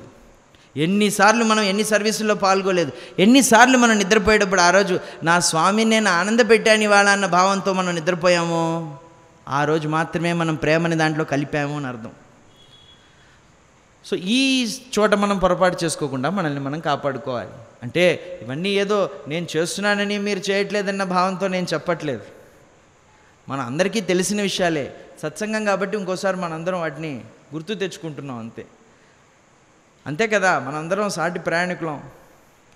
మన స్టేషన్ వచ్చే ముందు కొంచెం కంఫర్టబుల్గా ప్రయాణించడానికి ఒకరికొకరు చెప్పుకోవడం, అంతే కదా సత్సంగం అంటే. సో ముఖ్యంగా మనం ఇక్కడ గుర్తుపెట్టుకోవాల్సిన రెండో విషయం ఏంటి అంటే, ప్రేమని కలపని సర్వీస్ స్వామికి వెళ్ళి చెందదు. సరే, ప్రేమని కలిపామండి, స్వామికి వెళ్ళి చేరింది. స్వామికి వెళ్ళి చేరింది కాబట్టి ఇవాళ మేము అందరం స్వామి దగ్గర ఉన్నాం, లేకపోతే ఉండనిస్తాడా? ఎంతమందికో ఈ అవకాశం దొరకలేదు, మనం మాత్రమే దొరికింది. స్వామిని తెలుసుకుని స్వామి స్టూడెంట్ గానో, స్వామి భక్తుడు గానో, లేకపోతే ఒక సేవా కోఆర్డినేటర్ గానో ఏదో ఒక పాత్ర మనం పోషించడానికి మనకు అవకాశం ఇచ్చాడంటే మనకు నిజంగా స్వామి ఇచ్చిన అదృష్టం, మనం చేసుకున్న అదృష్టం, స్వామి అనుగ్రహం. కరెక్టేనా? మనకి ఇలాంటి సందర్భాల్లో వెరైటీ ఆలోచనలన్నీ వస్తుంటాయి. అరే మనం ఆల్రెడీ స్వామి దగ్గరికి వచ్చేసాం కదా, ఇంక సేవ ఎందుకు? స్వామిని పొందడానికి చేయాల్సిన పనిలే కదా ఇవన్నీ. అసలు మనం ఎందుకు చేస్తున్నాం సేవ? ఒకసారి వెనక్కి తిరిగి ఆలోచించుకుంటే, సేవ అవనండి, భక్తి అవనండి, లోపలికి వెళ్ళాల్సిన జ్ఞాన మార్గం అవనండి, ఇవన్నీ ఎందుకు చేస్తున్నాం? టైంపాస్ కోసం ఎందుకు చేస్తున్నాం? మనల్ని మనం తెలుసుకోవడానికి చేస్తున్నాం, స్వామికి దగ్గర అవ్వడానికి చేస్తున్నాం, అంతేనా? మన గోల్, అల్టిమేట్ పర్పస్ అదే కదా. మనం చేసే ఒక్కొక్కసారి ఈ ప్రయాణం చేస్తున్న మధ్యలో ఆ పర్పస్ని మర్చిపోయామంటే ఏమవుతుంది? మనం డైరెక్షన్ లెస్ అయిపోతాం. సర్వీస్ చేస్తూ ఉంటాం కానీ ఒకనొక సందర్భంలో ఎందుకు చేస్తున్నామో మర్చిపోతాం. ఎందుకు చేస్తున్నాం మన సర్వీసు? స్వామిని పొందడానికి చేస్తున్నాం. అది మనం బయట చూసే స్వామి అయినా సరే, లోపల చూసుకునే స్వామి అయినా సరే, దానికోసమే అల్టిమేట్లీ స్వామి కోసమే మనం ఇవన్నీ చేస్తున్నాం, అంతేనా? మరి మన స్వామి దగ్గరికి వచ్చాం కదా, ఇంక సర్వీస్ ఎందుకు అనే ఆలోచన ఒక్కొక్కసారి మనకు వస్తుంది. ఈ ఆలోచన చాలాసార్లు నాకు వచ్చింది. దీనికి జవాబు నాకేం దొరికిందంటే, రామాయణంలో ఒకసారి రాముడు ఎంతమందినో గొప్ప గొప్ప వ్యక్తులను అందరినీ కలిశాడు. అది అలా చెప్పుకునే బదులు రాముడు కలిసిన వ్యక్తులందరూ గొప్ప వ్యక్తులు అయ్యారు, అలా చెప్పుకోవచ్చు. పంచవటికి వెళ్ళే దారిలో శ్రీరామచంద్రుడు భారద్వాజ ముని ఆశ్రమానికి వెళ్ళాడు. వెళ్ళినప్పుడు రాత్రి అక్కడ ఉండి పగలు లేచి వాళ్ళు బయలుదేరాలి, అది వాళ్ళ ప్లాన్. భారద్వాజ ముని ఆశ్రమంలో స్వామి ఉన్నప్పుడు తెల్లవారింది. భారద్వాజ ముని లేచాడు, స్వామికి దండం పెట్టుకున్నాడు. స్వామి చెప్తున్నారు, మనం చెరువుగట్టుకు వెళ్ళి ప్రేయర్స్ అవి చేసుకోవాలి, మీరు కూడా వస్తారా అండి అని అడుగుతున్నారు. ఇప్పుడు భరద్వాజుడు చెప్పాడు గొప్ప విషయం. ఇన్నేళ్ళు నేను చేసిన సాధనంతా నీకోసమే కదా స్వామి, నువ్వు నా దగ్గరకు వచ్చి ఒక రాత్రంతా నాతో గడిపావు, ఇంకా నాకు పూజలు అవి ఎందుకు, ఇంకా నాకు సాధన ఎందుకు, చాలు స్వామి అని దండం పెట్టి, నేను ఇంక అవన్నీ చేయాల్సిన పని లేదు స్వామి అని దండం పెట్టేశాడు. గొప్పవాడు భరద్వాజుడు, విషయం తెలిసినవాడు. లోకమాయ కమ్మినా అక్కడ ఉన్నది శ్రీరామచంద్రుడు మహావిష్ణువు అని తెలుసుకున్నవాడు. కరెక్టేనా? ఇంకో సందర్భంలో శ్రీరామచంద్రుడు శబరి దగ్గరికి వెళ్ళాడు, అది మనందరికీ తెలిసిన విషయమే. శబరి ఈ కాయలు అవి పెడితే తిన్నాడు, ఎంగిలి కాయల్ని తిన్నాడు. ఎంతో ఆనందపడింది శబరి, ఎందుకంటే ఇన్నేళ్లగా వెయిట్ చేస్తోంది ఆయన రాడా తినడా అని. వచ్చాడు, తిన్నాడు. తినగానే శబరి ఎంత ఆనందపడి స్వామితో అనిందిట, స్వామి ఇంక అయిపోయింది, నాకు ఈ జన్మ చాలు. ఇన్నేళ్ళు నేను చేసిన కృషి, తపస్సు, నీకోసం నేను చూసిన ఎదురుచూపు ఇవాళతో పరిపూర్ణం చెందింది స్వామి, ఇంకా నాకు ఈ బతుకొద్దు, నాకు ఈ జన్మొద్దు, ఈ శరీరాన్ని నేను విడిచేస్తాను అని చెప్పింది శ్రీరామచంద్రుడికి. ఎంత గొప్పవాడండి శబరి, గొప్పవాడైనా. వీళ్ళిద్దరికన్నా ఇంకో గొప్ప ఆయన ఉన్నాడు. ఎవరంటే ఆంజనేయులు. మన సర్వీస్ గురించి మాట్లాడుకుంటూ మన హనుమంతుడి వారి గురించి మాట్లాడుకోకపోతే ఎలా? ఆయన జీవితాంతం రాముడి కోసం సర్వీస్ చేశాడా లేదా? రాముడు కష్టాల్లో ఉన్నప్పుడు చేశాడు. రావణ సంహారం జరిగి మరి అయోధ్యకి వెళ్ళినప్పుడు స్వామి సర్వీస్ చేశాడు. తర్వాత లవకుశులు పుట్టినప్పుడు స్వామి సర్వీసే చేశాడు. ఇంత సర్వీస్ చెందిన ఆయన ఎక్కడైనా నాకు నీ సర్వీస్ చేయడంలో తృప్తి కలిగింది, ఇంకా నిన్ను పొందేశాను కదా, ఇంకా నాకు సర్వీస్ వద్దు స్వామి అని అనలేదు. చూసారా? అందుకే ఆంజనేయుల్ని స్వామి హద్దుకున్నాడు. స్వామికి క్లోజ్ అయిన వాడు ఆంజనేయులయ్యాడు. శబరి క్లోసే, భరద్వాజుడు క్లోసే, వీళ్ళు భక్తులేనేం కాదంటం లేదు. కానీ స్వామి సన్నిహిత్యం పొందిన వాళ్ళు ఎవరు వీళ్ళల్లో అంటే అందరికన్నా గొప్ప స్థానంలో స్వామి పెట్టుకున్నవాడు ఆంజనేయుల్ని కదా. ఏమడిగాడు? ఎంత చేసినా నాకు తనివి తీరట్లేదయ్యా, నీకు నిన్ను పొందితే సరిపోదు, నిన్ను పొందిన దగ్గర నుంచి అసలు సాధన మొదలైంది, ఇంకా నేను నీకు సేవ చేయాలి అన్న భావంతో, ఓ చిరంజీవా ఎప్పుడు నువ్వు నాకు సర్వీస్ చేసుకుంటూ ఉండు అని దీవించాడు కదా శ్రీరామచంద్రుడు. మనం అనుకుంటాం స్వామి దగ్గరకు వచ్చేసాం కదా ఇంకా సర్వీస్ అది ఎందుకు అని. స్వామి దగ్గరకు వచ్చాకేగా అసలు సర్వీస్ మొదలయ్యేది. ఇది మనకు ఆంజనేయుల రూపంలో స్వామి ఎంత గొప్పగా రామాయణంలో వివరించాడండి. అండ్ దీంట్లో ఒక చిన్న స్వార్థరహితమైన ఒక ఆలోచన కూడా కలుస్తుంది. అది కలవడం కూడా ఒక్కొక్కసారి మంచిదే. మనం అనుకుంటాం సర్వీస్ చేస్తున్నాము, అసలు ఇవన్నీ చేయడం ఎందుకు అని మనం కొంచెం 5 నిమిషాల ముందు మాట్లాడుకున్నప్పుడు ఏమనుకున్నాం? స్వామికి దగ్గర అవ్వడం కదా. మరి నిజంగా అవుతున్నామా? ప్రతిరోజు మనం ఎంత దగ్గర అవుతున్నాము అన్న ఆలోచన కూడా మనలో వస్తుంది కదా అందరిలో. ఇన్ని రోజులుగా సర్వీస్ చేశాను, ఇన్ని నెంబర్లు లెక్కెట్టుకున్న వాళ్ళకి ఎక్కువ వస్తుంది. ఏంటిది 200 నారాయణ సేవలే చేశానా, ఇంకో 100 చేస్తే స్వామికి దగ్గర అవుతానేమో వస్తుంది కదా. దానికి జవాబు ఏంటి అంటే ఖచ్చితంగా దగ్గర అవుతాం. దానికి ఎన్నో ఉదాహరణలు ఉన్నాయి, కొన్ని చెప్తాను. నాకన్నా చాలా సీనియర్ అంటే సత్యసాయి ఇన్స్టిట్యూట్లో ఆయన చాలా సీనియర్ స్టూడెంట్, చాలా పాపులర్ సింగరు, మ్యూజిక్ కంపోజరు. స్వామి ఆయన ప్రేమగా హరి అని పిలిచేవారు. ఆయన గురించి కొంచెంసేపు మాట్లాడుకుంటే స్వామికి నిజంగానే మనం దగ్గర అవ్వగలమా సేవ చేస్తే అనడానికి ఒక పెద్ద టెస్టిమోనియల్ స్టోరీ అది. సో ఈయన ఫస్ట్ స్వామి దగ్గర చేరినప్పుడు స్టూడెంట్గా, అప్పుడు అంత పెద్ద హాస్టలు, కుల్వంత్ హాలు, అవన్నీ యజుర్ మందిరం అవంతా లేదు.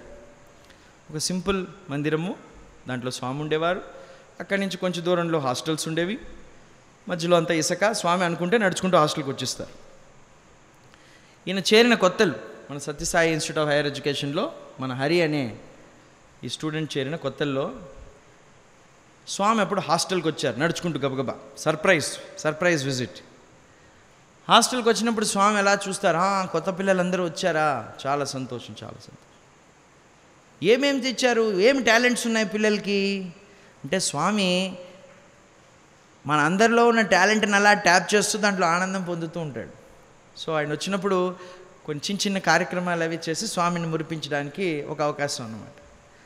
సో అప్పుడు కొత్త పిల్లలు కదా, గబగబా వార్డెన్ వెళ్ళి, బాబు మీరందరూ ఏమైనా ప్రదర్శించగలరా స్వామి ముందు? స్వామి టక్కని సర్ప్రైజ్ ఇచ్చారు మనకి, ప్రిపరేషన్ లేకుండా టక్కని ఇప్పుడే ప్రదర్శించగలిగిన స్కిల్ ఏదైనా మీలో ఉందా అని అడిగితే మన హరి చేయెత్తాడు. నేను వైలిన్ వాయించగలనండి, నాకు వైలిన్ వాయించడం వచ్చు, బాగా వాయిస్తాను, మాకు అవకాశం ఇచ్చారంటే స్వామి ముందు వాయిస్తాను. స్వామి ఏమన్నారంటే, సరేలే ఇవాళ కాదు, నేను మళ్ళీ ఆదివారం వస్తాను, ఆదివారం వచ్చినప్పుడు మంచిగా మీరు రెడీ అవ్వండి, అప్పుడు వాయిద్దు కానీ నువ్వు అని చెప్పి హరికి చెప్పి స్వామి వెళ్ళిపోయారు. ఆ హరి చేరిన కొత్త లేదు, అంటే స్వామితో చాలా ఫిజికల్ ప్రాక్సిమిటీ ఏమీ అప్పటి వరకు హరికి ఏం లేదు. స్వామి ఆదివారం మళ్ళీ వచ్చారు. వచ్చినప్పుడు మంచిగా హరి వైలిన్ అది తీసుకుని ప్రాక్టీస్ అది చేసుకుని మంచి ఒక 2-3 కీర్తనలు ప్రాక్టీస్ చేసి పెట్టుకున్నాడు. స్వామిని వాళ్ళ ఎలాగైనా మనం ఆనంద పెట్టాలని వాయిస్తున్నాడు. స్వామి ఆనందమయంగా వింటున్నారు. ఒకదాని తర్వాత ఒకటి ఆయన వాయిస్తూనే ఉన్నాడు, స్వామి వింటూనే ఉన్నాడు. స్వామికి తనివి తెరలే, ఇంకా వాయించమన్నాడు. గంటన్నర 2 గంటలు ఆయన వాయిస్తూనే ఉన్నాడు వైలిన్. మధ్యలో స్వామి ఏం చేశారంటే, ఈ కీర్తనలో మురిసిపోయిన స్వామి ఆయన మధ్యలో స్వరాలు వేసి పాడడం మొదలెట్టేశాడు. అంత ఆనందపడ్డాడు స్వామి అక్కడ పాడడము, స్వరాలు వేసుకుని ఈయన వాయించడం, అలా ఒకదాని తర్వాత ఒకటి జరుగుతూనే ఉంది. ఎంత అదృష్టవంతుడండి అబ్బాయి కదా, స్వామే పాడుతున్నాడు. త్యాగరాజస్వామి కీర్తన శ్రీరామచంద్రుడు పాడుతున్నాడు, మన హరి వాయిస్తున్నాడు. ఒక లిమిట్ తర్వాత స్వామి ఎంత ఆనందం చెందారంటే ఆయన గబగబా స్వరాలు వేయడం మొదలెట్టడం చూసి ఈ అబ్బాయి వాయించలేకపోయాడు, ఇబ్బంది పడుతున్నాడు. ఫస్ట్ హాఫ్ అన్ అవర్ వాయించినప్పుడు స్వామి ఆనందపడుతున్నారన్న భావమే ఉంది. తర్వాత హాఫ్ అన్ అవర్లో నేను స్వామిని ఆనందపెడుతున్నానన్న భావంలోకి వెళ్ళాం. తర్వాత హాఫ్ అన్ అవర్ ఏమైంది, నేను వాయించడం వల్లే స్వామి ఆనందం చెందుతున్నాడన్న భావంలోకి వెళ్ళాం. ఆ తర్వాత హాఫ్ అన్ అవర్ వాయించలేకపోతున్నాం. ఇది అక్కడ సిరీస్. అక్కడ ఉన్న వాళ్ళకి ఎవరికి తెలియదు, స్వామికి హరికి మాత్రమే తెలుస్తుంది.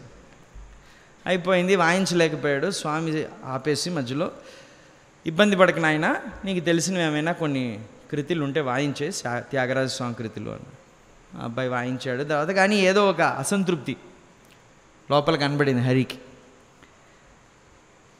వెళ్ళిపోతూ స్వామి ఏం చెప్పారంటే హరి దగ్గరికి వచ్చి, నువ్వు చాలా బాగా వాయించావే త్యాగరాజ స్వామి కీర్తనలు, ఇవన్నీ త్యాగరాజు రాశాడా అని అడిగారట. అంటే త్యాగరాజ స్వామి కీర్తనలు మరి త్యాగరాజుగా రాశాడు. అవును స్వామి అని చెప్పాడు హరి. ఇప్పుడు స్వామి చెప్పారట, అవి త్యాగరాజు రాయలేదు, త్యాగరాజు అనుభవించాడు. రాముడితో మాట్లాడిన ఆ సంభాషణనే మనం అందరం కీర్తనలుగా వాయించుకుంటున్నాం. అది త్యాగరాజు కూర్చునేమి ఇదేదో కీర్తన అని రాయలేదు, అది ఆయన భక్తితో స్వామికి చేస్తున్న ఒక సేవగా భావించి ఆయన స్వామితో మాట్లాడిన మాటలు అవన్నీ, దాన్ని కీర్తనలుగా మీరు వాయించుకుంటున్నారు. అది త్యాగరాజు రాసినవి కాదు హరి అని చెప్పి వెళ్ళారట స్వామి. మన హరి ఏమీ తక్కువైన వాడు కాదు, ఒక గొప్ప సాధువు. స్వామి ఈ మాట చెప్పి వెళ్ళారంటే ఊరికే అయి ఉంటుందా, ఎంత అర్థం ఉండి ఉంటుంది దాంట్లో. ఆత్మవిచారణం చేయడం మొదలెట్టాడు. చాచా మనం ఎంత తప్పు చేశాము, మనం వైలిన్లో ఏదో పెద్ద విద్వాంసుడు అనుకుని స్వామిని మనం ఆనంద పెట్టేస్తున్నాం అనుకుని కష్టమైన పాటలన్నీ వాయించడం మొదలెట్టాం. తర్వాత ఆయన పాడడం మొదలెట్టాక తెలిసింది కష్టం అంటే ఏంటని. గబగబా స్వరాలు వేసిపోతే వాయించలేకపోయామే. మనకి ఎక్కడో అహంభావం వచ్చింది. మనం సేవ చేస్తున్న మాత్రాన మనం దేవుడికి దగ్గర అయిపోయామన్న భావనలో కలిసిపోయింది ఈ అహంభావం, నేను గ్రహించుకోలేకపోయానే అని బాధపడ్డాడు హరి. బాధపడ్డవాడు కొంచెం గిల్టీ ఫీలింగ్ వచ్చింది. అవకాశం, ఎలాంటి అవకాశం అది, శ్రీరామచంద్రుని ఎదురుకుండా కూర్చుని కీర్తన పాడుతుంటే నేను వాయించమనే అవకాశంలో అయ్యో అహంభావాన్ని కలిపేసి అవకాశాన్ని నేను దుర్వినియోగం చేసుకున్నానే అని బాధపడ్డాడు హరి. బాధపడ్డ హరి ఏం చేశాడు, ఆ వైలిన్ని విరక్కొట్టాడు. ఇంకెప్పుడు ఈ వైలిన్ వాయించకూడదు నేను. ఎందువల్ల వచ్చింది అహంభావం, నా విద్యాజ్ఞానం వల్ల అహంభావం వచ్చింది, నా చదువు వల్ల, నా తెలివితేటల వల్ల. మనందరికీ ఎన్నో ఉన్నాయి ఇలాంటివి. ఆయన సాధువు జీవి కాబట్టి గుర్తుంచుకోగలిగాడు, అంతేనా. ఆ వైలిన్ విరగొట్టాడు. దాని తర్వాత వైలిన్ వాయించడం మానేశాడు. ప్రతిరోజు మందిరికి వెళ్తాడు. చాలా ఏళ్ళు గడిచాయి. స్వామి కూడా మామూలుగా అప్పుడప్పుడు నలుగురితో మాట్లాడుతూ ఇన్ని పలకరిస్తాడు అంతే. ఈయన వైలిన్ వాయించినట్టు ఈయన ఒక పెద్ద టాలెంటెడ్ పర్సన్ అని, ఆ రోజు ఎక్కడైనా టాలెంట్ ఉందా అంటే ముందుకొచ్చి వాయించిన హరి అని స్వామి గుర్తుపెట్టుకున్నట్టు ఎక్కడా చూపించుకోలేదు. చాలా ఏళ్ళు గడిచిపోయినాయి. దాని తర్వాత హరి వైలినే వాయించలేదు. చాలా ఏళ్ళు అయిన తర్వాత ఒకసారి స్వామి పుట్టినరోజు నాడు ఎంఎస్ సుబ్బలక్ష్మి గారు పుట్టపర్తికి వచ్చారు. వచ్చినప్పుడు స్వామి ఆవిడ దగ్గరికి వెళ్ళి, చూడండి స్వామి ఎంత అణుకువతో మాట్లాడతారో చూడాలి. ఎప్పుడు స్వామి శాసించిన ఆ సందర్భాలు చాలా తక్కువ. ప్రశ్న రూపంలోనే స్వామి అడుగుతారు, ఇలా చేద్దామా, చెయ్యగలవా, చేస్తే బాగుంటుందా, ఇలా చెయ్యి అని స్వామి చెప్పిన సందర్భం చాలా తక్కువ. ఇలా చేద్దామా అంటే ఏంటి, నీ అభిప్రాయం కూడా అడుగుతున్నారు అక్కడ. అది కదా హ్యూమిలిటీ. ఎవరు, స్వామి. మనమే పెద్ద విద్వాన్లు అనుకుంటాం, మనమే పెద్ద సర్వీస్ చేస్తున్నాం, నెంబర్ లెక్కెట్టుకుంటూ ఉంటాం. హ్యూమిలిటీ అనేది స్వామి ప్రతిరోజు డెమాన్స్ట్రేట్ చేయలేదా మనకి. మనం వెళ్తామండి ప్రతిరోజు గుడికి పొద్దున్న లేచి కొబ్బరికాయలు పళ్ళు తీసుకుని, స్వామి ప్రతిరోజు మన దగ్గరకు వచ్చేవాడు కులోంతాలకి, దేవుడు మనల్ని వెతుక్కుంటూ. ఇంతకన్నా ఆ యొక్క హ్యూమిలిటీని డెమాన్స్ట్రేట్ చేసిన అవతారం ఎక్కడుందండి.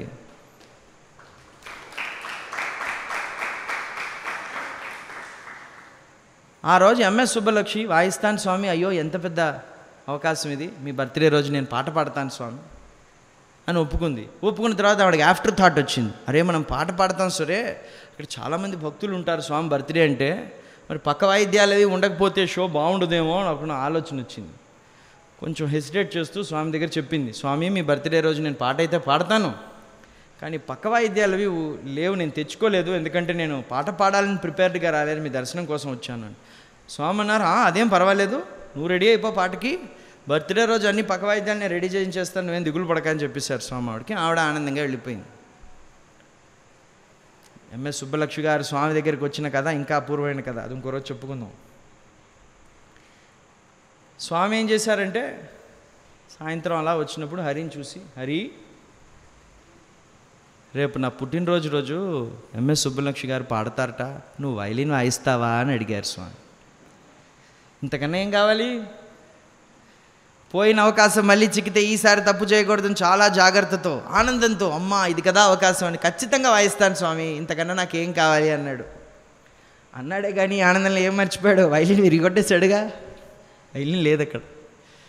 అయిపోయింది దర్శనం, వెళ్ళిపోయాడు. ఇప్పుడు కూర్చొని ఆలోచిస్తున్నాడు, అరే రేపు పొద్దున మనం వాయించాలి, ఏం వాయిస్తాం, వైలిన్ లేదు. స్వామి మళ్ళీ ఒక అవకాశం ఇచ్చారు మనకి. ఆలోచన రావాలే కానీ మనకి స్వామికి సేవ చేయాలన్న సంకల్పం కలగాలి, ఆలోచన రావాలే కానీ మిగతావన్నీ తానుగా వస్తాయండి. మందిర్ నుంచి వైలిన్ తీసుకుని ఒక అబ్బాయి వచ్చాడు, పెట్టి తీసి చూస్తే కొత్త వైలిన్, స్వామినికి ఇది ఇమ్మన్నారని చెప్పి హరికి ఇచ్చేసి వెళ్ళిపోయాడు. ఆ వైలిన్ డబ్బా మీద అది కొన్న డేట్ చూస్తే ఎంఎస్ సుబ్బలక్ష్మి అక్కడ చెన్నైలో బయలుదేరి ఈ పుట్టపర్తి రావడానికి ఒక వారం రోజుల ముందే వైలిన్ కొనబడింది. అంటే ఏంటి? ఈవిడేదో పక్క వాయిద్యం లేదని స్వామిని అడిగినందులో అప్పటికప్పుడు కొన్న వైలిన్ కాదు అది. అక్కడ ఆవిడని పాడమన్నాడని ఆవిడ అనుకుంటోంది, పక్క వాయిద్యం లేదని వాయించమన్నాడే నేను అనుకుంటున్నాడు. స్వామి ఆలోచన వేరు కదా. ఆవిడ్ని స్వామి చూడకముందే, పాడతావా అని అడగకముందే వైలిన్ కొనేశారు స్వామి. మనం సర్వీస్ చేయాలి అన్న భావం కలిగినప్పుడు ఏం అడ్డంకులు వస్తాయి ఏంటి? స్వామి మా అడ్డంకులను తొలగించి శ్రీరామ రక్షతో మనల్ని అలా ముందుకు సాగించుకుంటూ మన అవకాశాన్ని, మన సంకల్పాన్ని సంపూర్ణత్వం గావిస్తాడనడానికి ఎంతకన్నా ఉదాహరణ ఏముంది? కానీ ఎప్పుడు గావించాడు? నీలో టాలెంట్ ఉందన్నంత మాత్రాన నీకు ఆ అవకాశం ఇవ్వలేదు, చూసారా? ఆ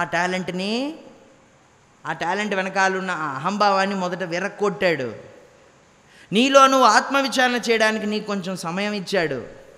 నువ్వు ఎప్పుడు పక్వపడ్డావు, రెడీ అయ్యావని తెలిసిందో అప్పుడు మళ్ళీ నీకు సర్వీస్ చేసే అవకాశం ఇచ్చాడు. ఆ అవకాశాన్ని మనం ఎప్పుడు దాచుకోవాలి. ఈ అహంభావం అనేది మధ్యలో వచ్చిందో టప్పని వైలిన్ లాగా మన అవకాశాన్ని కూడా తీసేస్తాడనడానికి ఇంతకన్నా పెద్ద ఉదాహరణ ఏం కావాలండి మనకి? సో మనం క్వాంటిటీని వెతకూడదు, క్వాలిటీనే వెతకాలి. ఆ భావప్రియుడికి మన భావం, ప్రేమని కలిపితేనే ఆ సర్వీస్ వెళ్ళి చేరుతుంది. స్వామి దగ్గరికి వచ్చేసామన్నంత మాత్రాన్ని ఇంకా సర్వీస్ అవసరం లేదని అనుకోకూడదు అన్నవి మాత్రం సరిపోవు. నెక్స్ట్ పాయింట్ మనం ఏం గుర్తుపెట్టుకోవాలి? ఈ మార్గంలో మనం ప్రయాణిస్తున్నప్పుడు అహంభావాన్ని రాకుండా చాలా జాగ్రత్తగా కాపాడుకోవాలి. ఎంతకెంతకు దగ్గర అవుతామో స్వామికి అంతకంతకు అహంభావం మనకి రావడానికి ఎక్కువ సందర్భాలు కలుగుతాయి. అది నేను చెప్పిన మాట కాదు, భగవంతుడే మనకి ఎన్నిసార్లు మనకు వార్నింగ్ ఇచ్చాడు. స్వామి ఆయన్ని డిస్క్రైబ్ చేసుకుంటున్నప్పుడు శివశక్తి స్వరూపం అని చెప్పారు. శివశక్తి స్వరూపం అంటే ఏంటి అర్థము? ఒక పక్క పంచ, ఒక పక్క చీర కట్టుకుంటాడని అర్థమా? శివశక్తి స్వరూపం అంటే ఏంటి అర్థము? శక్తి అంటే ఏంటి? లోకమాయ. శివుడు అంటే ఆది పురుషుడు, అంతే కదా. నువ్వు ఆది పురుషుడికి దగ్గరికి వెళ్ళను మాయ కూడా నీకు ఎక్కువ దగ్గర అవుతుంది. ఆ మాయని ఛేదించుకున్నప్పుడే నువ్వు ఆ పురుషుడి దగ్గరికి వెళ్ళవన్నాను కదా అర్థము శివశక్తి స్వరూపం అంటే ఇంకా ఎక్కువ సర్వీస్ చేసి ఇంకా ఎక్కువ దగ్గర అవను మనం ఇంకా జాగ్రత్తగా ఉండాలి. ఆ లోకమాయ మనల్ని అహంభావ రూపంలో కమ్మేయకుండా మనల్ని మనం జాగ్రత్త పెట్టుకోవాలనడానికి మన హరిహరన్ అనే ఒక గొప్ప కంపోజర్ అండ్ సింగర్ కథనే మనకి ఒక పెద్ద ఉదాహరణ. ఈ హరి ఎవరో కాదు, ఎన్నో భజన పాటలు రాసి మనం డైలీ పాడుకుంటున్న ఎన్నో పాటల కంపోజర్ ఆయన. ఆనందమయ భగవాన్, హే ప్రేమమయ భగవాన్, మన హరిహరన్ కంపోజ్ చేసిన పాటలు. ఇలాంటివి ఎన్నో ఆనందమయమైన భజనలు కంపోజ్ చేశాడు. ఈయన్ని రెడీ చేయడానికి అప్పుడు త్యాగరాజు కంపోజరా అని అడిగి పక్వపరిచాడు, చూసారా? మనం ఇవాళ సర్వీస్ చేయడానికి వచ్చాం, మనం ఏదో మనం ఈ పక్వానికి రావడానికి ఎప్పటి నుంచో స్వామి వైలిన్లో మెచ్యూరిటీ సీడ్స్ నాటి పెట్టేశాడు. ఆ ఫ్రూట్సే మనం ఇవాళ సర్వీస్ అనే ఆపర్చునిటీగా అనుభవిస్తున్నాం. ఈ హరిహరన్ కథే కాదు, ఒకసారి నా జీవితంలో జరిగిన కొన్ని సంఘటనలు నేను గుర్తు తెచ్చుకున్నా కూడా సర్వీస్ అనేది మనకి ఎంత గొప్పగా స్వామి దగ్గర చేరడానికి ఉపయోగపడుతుంది అనడానికి నా జీవితంలో కూడా కొన్ని ఉదాహరణలు నేను వెతకగలను. నేను ఇంజనీరింగ్ అది చదువుకుంటున్న సమయాల్లో మేము చెన్నైలో ఉండేవాళ్ళము. నేను పెద్దగా దేవుడు భక్తి అనేవి నాకెప్పుడు అంత న్యాచురల్గా కలిగిన విషయాలు కాదు. అవి భగవత్ సంకల్పం వల్ల తర్వాత నేను తెలుసుకోగలిగిన ఒక వరాలు. సో నేను ఎప్పుడు ఏ ఫార్మ్ ఆఫ్ గాడ్ని నమ్మింది లేదు, కొలిచింది లేదు. కానీ జీవితంలో జరిగిన కొన్ని సందర్భాల వల్ల నేను ఈ సత్యసాయి సేవా సంస్థకి వెళ్ళాను. అక్కడ నాకు అన్నిటికన్నా నచ్చిన విషయం ఏంటి అంటే సర్వీస్ యాక్టివిటీస్. ఎందుకంటే మనం అక్కడ ఉన్న ఫోటోగ్రాఫ్లో ఉన్న సాయిబాబాని నమ్ముతున్నామో లేదో పక్కన పెడదాం, నలుగురికి మంచి చేసే పనులు కదా ఇవి. ఆ పనులకు మనం వెళదామని నేను చాలా ఆకర్షింపబడిన విషయం సమితిలో ఉన్న సర్వీస్ యాక్టివిటీస్. నేను పెద్దగా అక్కడున్న స్పిరిచువల్ డివోషనల్ కార్యక్రమాలు పాల్గొనేవాడిని కాదు. ఆనెస్ట్లీ స్పీకింగ్ నాకు వాటి మీద పెద్ద నమ్మకం కూడా ఉండేది కాదు. ఎవరో ఏదో ఎక్కడి నుంచో వచ్చి చేసేస్తారు అన్న దాని మీద నేను ఎక్కువ నమ్మకం పెట్టేవాడిని కాదు. ఎప్పుడంటే ఇప్పుడు కాదు, అదొక సందర్భం, ఒక సమయంలో, ఇంకా పాప పక్వం అవని సమయంలో. అలాంటి నాకు కూడా భగవంతుడు అక్కడ ఒక సీట్ ఇచ్చి నాతో సమయం గడిపి ఎన్నో నా అర్హత కన్నా దాటి ఎక్కువ వరాలు నాకు ప్రసాదించిన స్వామిని నేను ఈ నోటితో దూషించిన రోజులు కూడా ఉన్నాయి. అవన్నీ అనుకుంటే ఒక్కొక్కసారి చాలా గిల్టీగా బాధగా అనిపిస్తుంది, కానీ ఫ్యాక్ట్ ఈస్ ఎ ఫ్యాక్ట్. ఆ సమితిలో ఉన్న సేవా కార్యక్రమాల్లో నేను పాల్గొంటున్నప్పుడు ఒకసారి మా సమితి కన్వీనర్ గారు నన్ను పిలిచి, బాబు పుట్టపర్తికి వెళ్ళే సర్వీస్ ఉంది, నువ్వు వెళతావా అని అడిగారు. ఏ సర్వీస్ అయినా నేను సమితిలో చేసేవాడిని, కానీ పుట్టపర్తికి వెళ్ళే సర్వీస్ మా నేను వెళ్ళేవాడిని కాదు. మళ్ళీ అక్కడికి వెళ్తే ఆ సాయిబాబాని చూడాల్సి వస్తుంది, మన బాయిని అటు ఇటు తిరుగుతుందేమో, వెళ్ళేవాడిని కాదు. సమితిలో ఏమేమి పనులు చెప్తున్నారో అవన్నీ ఆయన చెప్పిన పనులు, ఈ సర్వీసు ఆ సర్వీసుని తేడా లేకుండా అన్ని సర్వీసు ఏది చెప్తే అది మనకు ఆ రోజు అది ప్రాప్తిని శ్రద్ధగా చేసేవాడిని. బహుశా శ్రద్ధగానే చేశానేమో, అందుకే ఆయన కంట పడి ఉండొచ్చు, మనకు తెలియదు.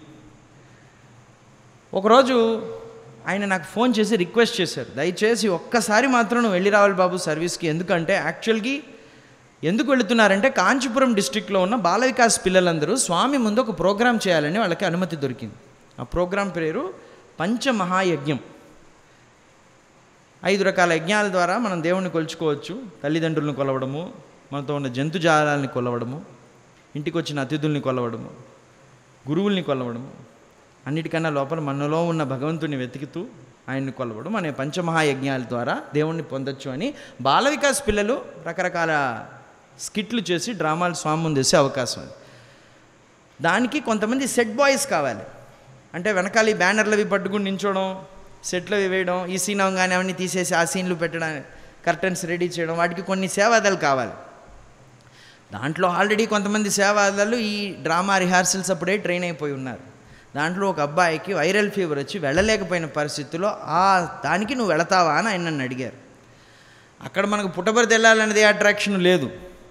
ఎవరో ఒక అబ్బాయికి వైరల్ ఫీవర్ వచ్చినందువల్ల ఆయన వల్ల ఆ స్కిట్లో వెనకాల అబ్బాయి పట్టుకుని నించోవాలి బ్యానర్. ఎందుకంటే మనకి కుల్వంతాల్లో మరి ఇప్పుడు పరిస్థితిలో ఎలా సెట్లు అవి వేస్తున్నారో తెలియదు, కానీ అప్పుడు పరిస్థితులు వేసేటప్పుడు అక్కడ ఏం ఉండదు. స్వామి ఇక్కడ కూర్చుని ఉంటారు, భక్తులు అటు ఇటు కూర్చుంటారు, మీ అందరూ చూసుంటారు. ఈ మధ్యలో ఉన్న ప్లేస్లో వైట్ బండలు ఉన్నాయి కదా, ఆ ప్లేస్లో ఈ డ్రామా జరుగుతుంది. అక్కడ వెనకాల ఏమి కర్టన్స్ అవి కట్టడానికి ఉండదు. సో మనం ఏం చేయాలంటే ఈ వెనకాల కొంతమంది వెళ్ళి ఇలా పట్టుకుంటారనమాట. పట్టుకుంటే స్వామికి మనం కనపడం, ఆ సెట్ కనిపిస్తుంది, ఆ సెట్ ముందు పిల్లలు డ్రామా వేస్తారు. ఆ వెనకాల పట్టుకునే అబ్బాయికి ఒంట్లో బాలేదు. ఒకరే కాదు, అక్కడ 10-15 మంది పిల్లలు ఉంటారు, దాంట్లో ఒక అబ్బాయికి ఒంట్లో బాలేదు. సో అందుకని నన్ను వెళ్తావా అని అడిగారు రిక్వెస్ట్ చేసి. సరే వెళ్ళాను. ఇక్కడ మన పని ఏంటి అంటే, నీ పని సింపుల్, ఏమీ లేదు. వాళ్ళు చేసే డ్రామాలో ఒక పర్టికులర్ సీన్ వస్తుంది. ఆ సీన్లో ఆదిశంకరాచార్యుల వాళ్ళ సీన్ అది. ఆదిశంకరాచార్యుల వారు ఎవరో ఒకళ్ళ ఇంట్లో దరిద్రం పోగొట్టడానికి కనకధార స్తోత్రం చదివే సీన్ అది. ఆ సీన్ వచ్చినప్పుడు నువ్వు సెట్ వెనకాల నించుని ఈ సెట్ పట్టుకుని కొన్ని థర్మాకోల్తో గోల్డెన్ కాయిన్స్ తయారు చేశారు, ఆ కాయిన్స్ ఇలా విసురుతూ ఉండాలన్నమాట. ఇది ఆ సీన్, మనకిచ్చిన రోల్ అది. సరే చూడండి, దేవుణ్ణి చూడాలనుకున్న సంకల్పం ఉంటేనే దేవుణ్ణి చూస్తాం. మన సంకల్పం లేదుగా, సెట్ వెనకాల నించుంటాం, స్వామి కనబడ్డా అక్కడ. అలాంటి రోలే ఇచ్చాడు. వెళ్ళాం, కానీ స్వామి ప్రేమ ఇంత మన సంకల్పానికన్నా బలం. ఆ సెట్, వాళ్ళు వేసిన సెట్ ఏదైతే ఉందో దాని చిన్న చిన్న హోల్స్ ఉన్నాయి, ఆ హోల్ ద్వారా నాకు స్వామి కనబడ్డాడు. అటుపక్క కూర్చుని మనం చూడాలన్నా ఆయన సంకల్పం ఉండాలి కదా. మనం అనుకుంటాం ఏదో మనం అనుకుని చూసేసామని, మనం చూడకూడదు అనుకుంటాం. పిచ్చివాళ్ళం అండి మనం. అయింది, సెట్ పట్టుకున్నాను. అప్పుడు మేము ఉన్న పరిస్థితి ఎలాంటిదంటే మా ఫ్యామిలీలో నేను చాలా హంబుల్ బ్యాక్గ్రౌండ్ నుంచి వచ్చినవాడిని. మాకు చాలా లిమిటెడ్ రిసోర్సెస్ ఉండేవి. ఆ రోజు ఈ కనకధార స్తోత్రంలో golden coins, thermocol golden coins అన్నీ విసురుతున్నాము, అన్నీ అయిపోయింది. అక్కడ ఉన్న హోల్స్ ద్వారా స్వామిని చూస్తున్నాను. ఆయన ఏదో అలా ఆనందంగా అలా చేయి తిప్పుతున్నారు, పిల్లలు ఆనందం చూస్తున్నాడు, నవ్వుతున్నాడు, మురిసిపోతున్నాడు పిల్లల్ని స్వామి. అంతా అయిపోయింది. అంతా అయిపోయాక స్వామి గ్రూప్ ఫోటో అన్నాడు. ఎవరితో? అక్కడ యాక్ట్ చేసిన పిల్లలతో, చిన్న పిల్లలు, వాళ్ళు బాల వికాస్ పిల్లలు. చాలా ఆనందపడ్డాడు స్వామి వాళ్ళు వేసిన డ్రామా చూసి. పిల్లలందరూ ముందు కూర్చున్నారు, ఈ సెట్ బాయ్స్ అందరూ వెనకాల కూర్చోబెట్టారు. చాలా దూరంలో, అంటే డివోటీస్ కూర్చుంటారు చూడండి, అంత దూరంలో కూర్చున్నారు. ఈ చిన్న పిల్లలు, డ్రామా వేసిన పిల్లలందరినీ స్వామి ముందు కూర్చోబెట్టారు. స్వామి భజన స్టార్ట్ అయ్యి స్వామి అందరి పిల్లల్ని ఒకళ్ళనొకళ్ళు చూస్తున్నాడు. స్వామి స్టేజ్ దిగి వచ్చి వాళ్ళందరినీ పలకరిస్తున్నాడు. నువ్వే కదా రాముడివి, నువ్వే దశరథుడి? నేను చూశాను, చాలా బాగా చేసావు. ఇలా అందరి పిల్లల్ని పలకరిస్తున్నాడు స్వామి. అయిపోయింది. స్వామి ఎంత ఆనందపడ్డాడంటే వాళ్ళందరినీ పిలిచి చీరలు, వాళ్ళందరికీ సఫారీ సూట్స్, గుడ్డలు అన్నీ పంచాడు స్వామి. పిల్లలందరికీ ఇచ్చేసాడు. అయిపోయింది. అలాగే కూర్చుని ఉన్నారు పిల్లలు. స్వామి అక్కడ కుర్చీలో కూర్చున్న స్వామికి ఇంకా తృప్తి కలగలే, ఇంకా ఏదో ఇవ్వాలి వీళ్ళకి, ఆనందంలో ఉన్నాడు స్వామి. సో భజన స్టార్ట్ అయిన చాలాసేపుకి స్వామి వాచీలు పట్టరండి అన్నాడు. సో బుట్ట నిండా వాచీలు వచ్చి, ఆ వాచీల్లో ఒక్కొక్క వాచీ తీసి పిల్లలందరికీ ఇస్తున్నాడు. సో కింద దిగిన స్వామి పనిచేసి పైన వచ్చి కూర్చున్నాడు. ఇప్పుడు పిల్లలు ఒక్కొక్కళ్ళుగా వచ్చి వాచీలు తీసుకుంటున్నారు. ఆ బుట్టలో ఉన్న వాచీలు అన్నీ తీసి ఒక్కొక్క పిల్లాడికి ఇచ్చేశారు. అన్ని వాచీలు అయిపోయినాయి, ఒక్క వాచ్ మాత్రం స్వామి చేతిలో మిగిలిపోయింది. ఈ ఒక్క వాచ్ మిగిలిపోయింది కదా స్వామి చేతిలో. ఇప్పుడు అందరి పిల్లలకి వాచ్ వచ్చిందా అని చూస్తున్నాడు. ఎవరికి రాలేదో వాళ్ళకి ఇద్దామని చూస్తున్నాడు. అందరికీ వాచీలు వచ్చేసాయి. నీకు వచ్చిందా? అందరికీ వచ్చేసి అడిగా. మళ్ళీ కళ్ళు మూసుకున్నాడు, ఆనందంగా భజన వింటున్నాడు. ఆ చేతిలో వాచ్ ఉంది, ఆ వాచ్తో ఇలా కొడుతున్నాడు స్వామి చైర్ మీద. టక్కని కళ్ళు తెరవగానే ఆ వెనకాల ఉన్న సెట్ బాయ్స్లో నేను కూర్చున్నాగా, నా మీద ఆయన దృష్టి పడింది. ఇలా రా అన్నాడు. ఆ చేతిలో ఉన్న వాచ్ తీసి నాకు కట్టాడు. మనం భక్తులమో కాదు, స్టూడెంటమో కాదు, ఆ డ్రామా వేసిన పిల్లాడు కాదు, మిగిలిపోయిన ఒక వాచి. కానీ దేవుడి దగ్గరికి వెళ్ళడానికి ఏది బై ఛాన్స్గా, ర్యాండమ్గా జరగవు. భగవంతుడి సంకల్పం ఉండాలి. అక్కడ నాతో పాటు 20 మంది సెట్ బాయ్స్ కూర్చుని ఉన్నారు కదా. ఇంకా ప్రత్యేకించి నువ్వు ఇలా రానప్పుడు నన్ను పిలుస్తాడని మనకేం తెలుసు, మనం అలా బెబ్బెబ్బనే కూర్చుని ఉన్నాం. పక్కన నిన్నే పిలుస్తున్నాడు, పోరా అని తోశాడు. వెళ్ళి స్వామి వాచ్ ఇచ్చాడు. అక్కడ ఆ వాతావరణము, స్వామి స్టూడెంట్స్ వీళ్ళందరినీ చూసి నాకు కలిగిన ఆనందము, నాలో పరివర్తన, ఆలోచన మార్పు చెందింది. ఇవన్నీ చెందడానికి ఎక్కువ సమయం పట్టదు స్వామి ముందు. అలా అంటే అన్నీ మార్పు చెందిపోతాయి. వెళ్ళిన వాడిని స్వామి వాచి ఇస్తే వాచి తీసుకుని నోరు మూసుకుంది, ఆ పాద నమస్కారం ఏదో అడిగేసి గమ్ముని తీసుకుని వెళ్ళిపోవాలా? అప్పుడు చూడండి, నాకు టక్కన అప్పటికప్పుడు వచ్చిన ఆలోచన. అక్కడ ఉన్న పిల్లలతో అంతా స్వామి టైం స్పెండ్ చేయడం నేను చూశాను కదా ఆ రోజు పుట్టపర్తిలో. అంతకుముందు నేను పుట్టపర్తి అంతా వెళ్ళింది లేదు, అదే మొదటిసారి. చూడంగానే అరే స్టూడెంట్స్ అనే ఒకళ్ళు ఉంటారు ఇక్కడ, వీళ్ళు ఉంటే స్వామికి ఇంత సాన్నిధ్యం దొరుకుతుంది, ఏంటిది ఈయన ఇలా వచ్చి మాట్లాడేస్తున్నాడు స్టూడెంట్స్తో, ఈ విషయం మనకు తెలిగిపోయినాయి ఇన్ని రోజులుగా. ఇన్ని ఆలోచనలు గబగబా వచ్చేసి స్వామి వాచ్ ఇస్తున్నప్పుడు నాకు వాచ్ వద్దు స్వామి అని చెప్పేశాను. ఇది నాకు తెలిసి చెప్పానో అన్కాన్షియస్గా చెప్పానో స్వామి చెప్పించాడో మనకు తెలియలే. స్వామి అది ఎక్స్పెక్ట్ చేయని రెస్పాన్స్గా, ఏంటి నేను ఇస్తుంటే వద్దంటున్నావా అన్నట్టు చూశారు. చూసి మరి ఏం కావాలి అన్నారు స్వామి. అంటే నాకు నీ కాలేజీలో ఒక సీట్ కావాలి స్వామి అని అడిగేశాను. అక్కడ పక్కన ఉన్న పిల్లలు, ఆయన చైర్ పక్కన ఉన్న పిల్లలందరూ ఇలా తోస్తున్నారు నన్ను. స్వామి మాత్రం అలా కళ్ళల్లో కళ్ళేసి చూస్తున్నాడు. తీసుకో అన్నాడు. అంటే అక్కడ వాచ్ని తీసుకోమంటున్నాడా, కాలేజీలో సీటుని తీసుకోమంటున్నాడా, నాకు క్లారిటీ రాకపోతే మళ్ళీ ఈ సందర్భం దొరుకుతుందో దొరకదో అడిగేద్దాం. సీటునా వాచ్నా స్వామి అని అడిగాను. మొదట వాచ్ తీసుకో, సీటు కూడా ఇస్తానులే అని చెప్పి పంపించాను. ఒక్కసారి ఆలోచన చూసుకుంటే మనం సర్వీస్ చేసే స్వామికి నిజంగా దగ్గర అవ్వగలమా అనడానికి తిరగతిప్పి చూసుకుంటే ఆ సర్వీస్ వల్లనే ఆ రోజు నాకు అవకాశం దొరికింది. అవకాశం దొరికిన తర్వాత ఇంక మనం ఏం చేయగలలేం, మిగతావన్నీ ఆయన చేసుకుంటాడు. నువ్వు ఏం కోరాలో ఆయనకు తెలుసు, నేను ఎలా కోర్పించాలో తెలుసు, నువ్వు కోరింది ఎప్పుడు ఇవ్వాలో తెలుసు. ఇంకొకసారి అక్కడికి వెళ్ళిపోయిన తర్వాత ఇంక మన పప్పులు ఏమీ ఉడకవుగా. నేను స్వామిగా స్టూడెంట్గా చేరిన కథ వెనకాల సర్వీస్ అనే ఒక పెద్ద బ్యాక్ బోన్ ఉండింది. నాకు అవకాశం ఇచ్చిన ఆ సమితి కన్వీనర్ గారికి, ఆ సమితికి, ఆ కాంచీపురం డిస్ట్రిక్ట్ని ఎంతో రుణపడి ఉన్నాను.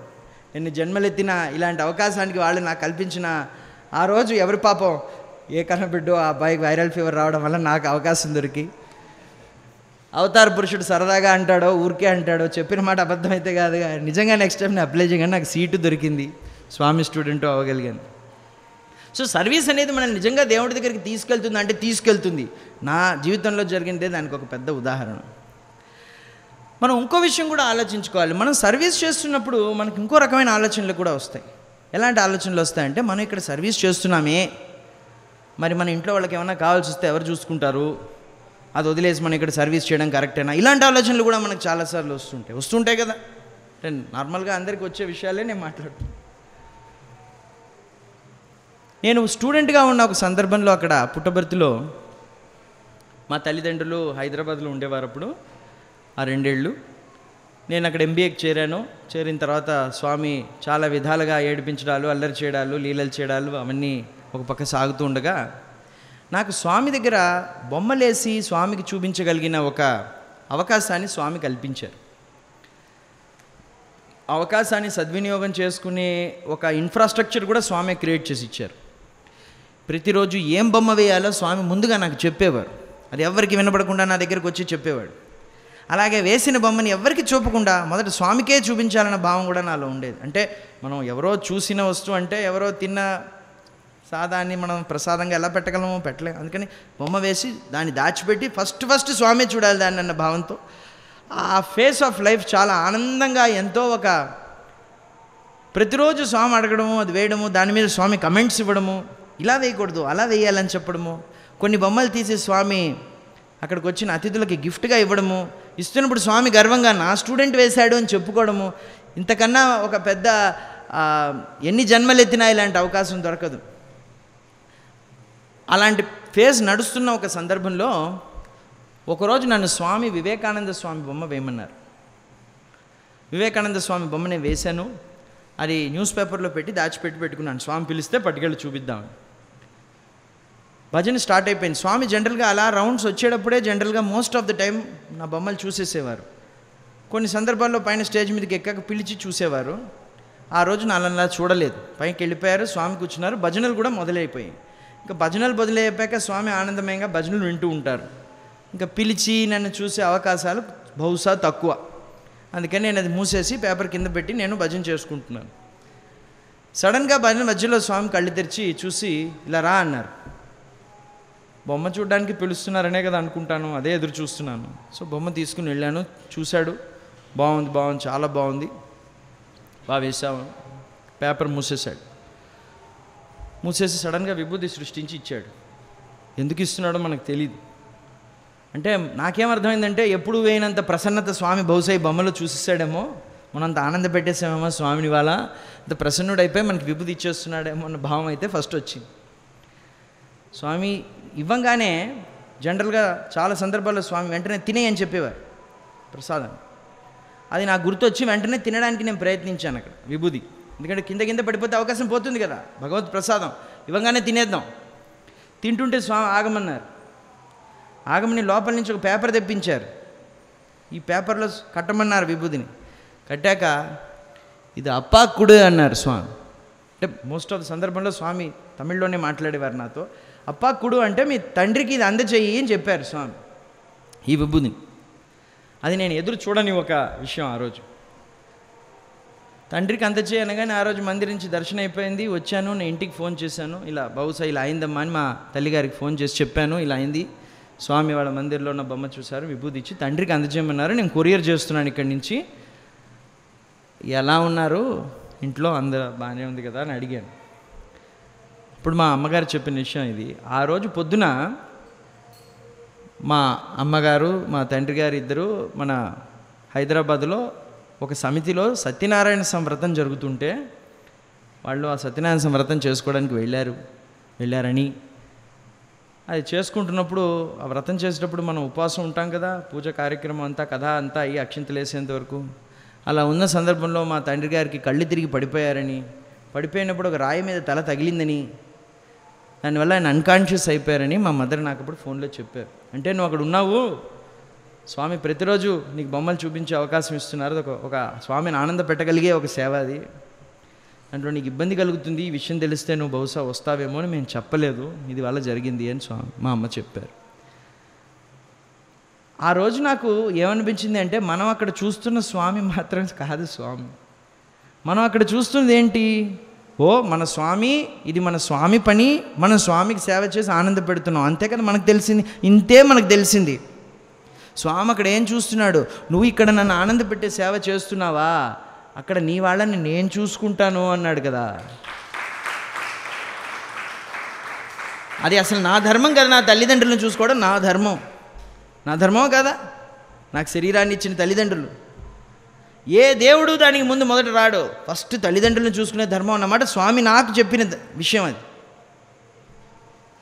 కానీ నాకు ఆ విషయం తెలియదు కదా, నేను పుట్టబర్తిలో ఉన్నాను. తెలియకపోయినా నేను వెళ్ళి మీ తండ్రిని చూసుకుంటున్నాను. ఆ విభూతి వెళ్ళింది, మా తండ్రి గారు అది తిన్నారు, ఇవాళ వరకు ఆరోగ్యంగా మీ ముందు ఇక్కడ కూర్చుని ఉన్నారు అంటే అది స్వామి సంకల్పం.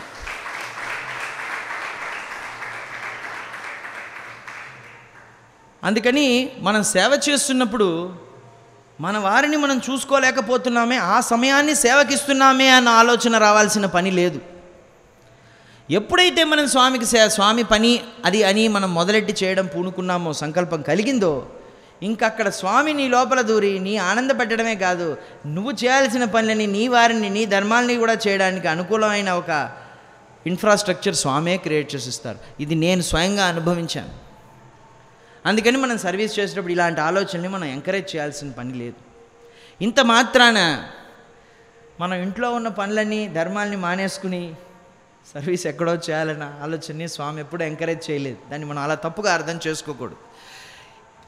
ఇన్ఫ్యాక్ట్ స్వామి ఎప్పుడు ఏం చెప్పేవారంటే, service should start from your home. మీ భార్యా పిల్లల్ని, మీ తల్లిదండ్రుల్ని, మీ ఇంట్లో ఉన్న వాళ్ళకి నువ్వు చేయాల్సిన ధర్మాలు సరిగ్గా చెయ్యకుండా ఎక్కడో పోయి నేనేదో బ్లడ్ డొనేషన్ క్యాంపు చేస్తాను, నారాయణ సేవ చేస్తాను, ఇవన్నీ అసలు మొదటి ఎందుకు చేస్తున్నావు అనేది మనం మర్చిపోతున్నాం. అసలు భగవంతుడిని చేరుకోవడానికి చేసే పనులు ఇవన్నీ. అలాంటప్పుడు మనకి భగవంతుడిచ్చిన ధర్మాల్ని మనం వదిలేసుకుని ఎక్కడో పోయి నేను చేస్తున్నదే సేవ అని అనుకోవడం, ఆ సేవ అనే డెఫినిషన్ని మనం సరిగ్గా అర్థం చేసుకోలేదనే కదా అర్థము. స్వామి చూసుకుంటాడన్నంత మాత్రాన ఆ రోజు ఆ సందర్భంలో నాకు తెలియదు కాబట్టి స్వామి చూసుకున్నాడన్నట్టే నేను అర్థం చేసుకోవాలి. కానీ మనకు తెలిసి మన ధర్మాలను మనం వదిలేసుకుని ఎక్కడో పోయి చేసే సేవని స్వామి ఎప్పుడూ ఎంకరేజ్ చేయలేదు. దాన్ని మనం అలా తప్పుగా అర్థం చేసుకోకూడదు.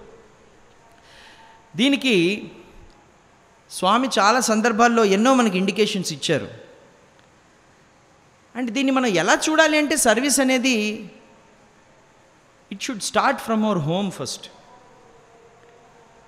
పుట్టపర్తిలో చదువుకోవడం అయిపోయిన తర్వాత స్వామిని వదిలి వెళ్ళాలి, నేను మళ్ళీ ఇంటికి వెళ్ళిపోవాలి, మామూలుగా జీవితం గడపాలి అనే ఆలోచన నాకు ఎప్పుడూ రాలేదు.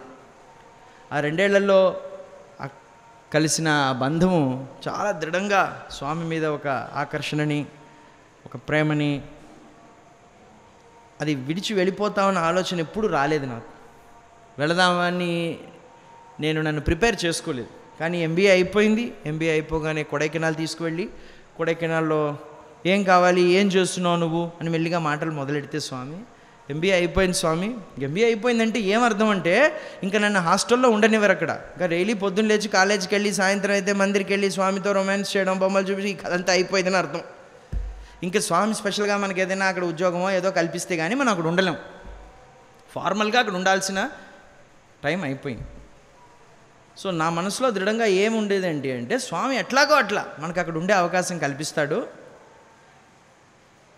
స్వామి ఏం చేయమంటారని నేనేం ఎప్పుడు అడగలే.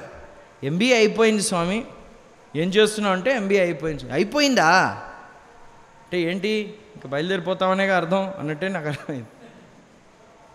మీరేం చెప్తే అది స్వామి. ఎంబీఏ అయిపోయి ఏం చేయొచ్చబ్బా అని అడిగాడు స్వామి. అక్కడ మాతో ఆ రోజు కొడైకెనాల్లో వచ్చిన వాళ్ళల్లో మా ముందున్న వైస్ ఛాన్సలర్ ఆయన కూడా అక్కడ ఉన్నారు, జి వెంకటరామన్ గారు. ఆయన అప్పుడు మా వైస్ ఛాన్సలర్ కాదు, కానీ స్వామి ఎవరితో మాట్లాడుతుంటే ప్రస్తుతం వాళ్ళే వైస్ ఛాన్సలర్. ఎవరు ఫామ్లో ఉంటే వాళ్ళతో.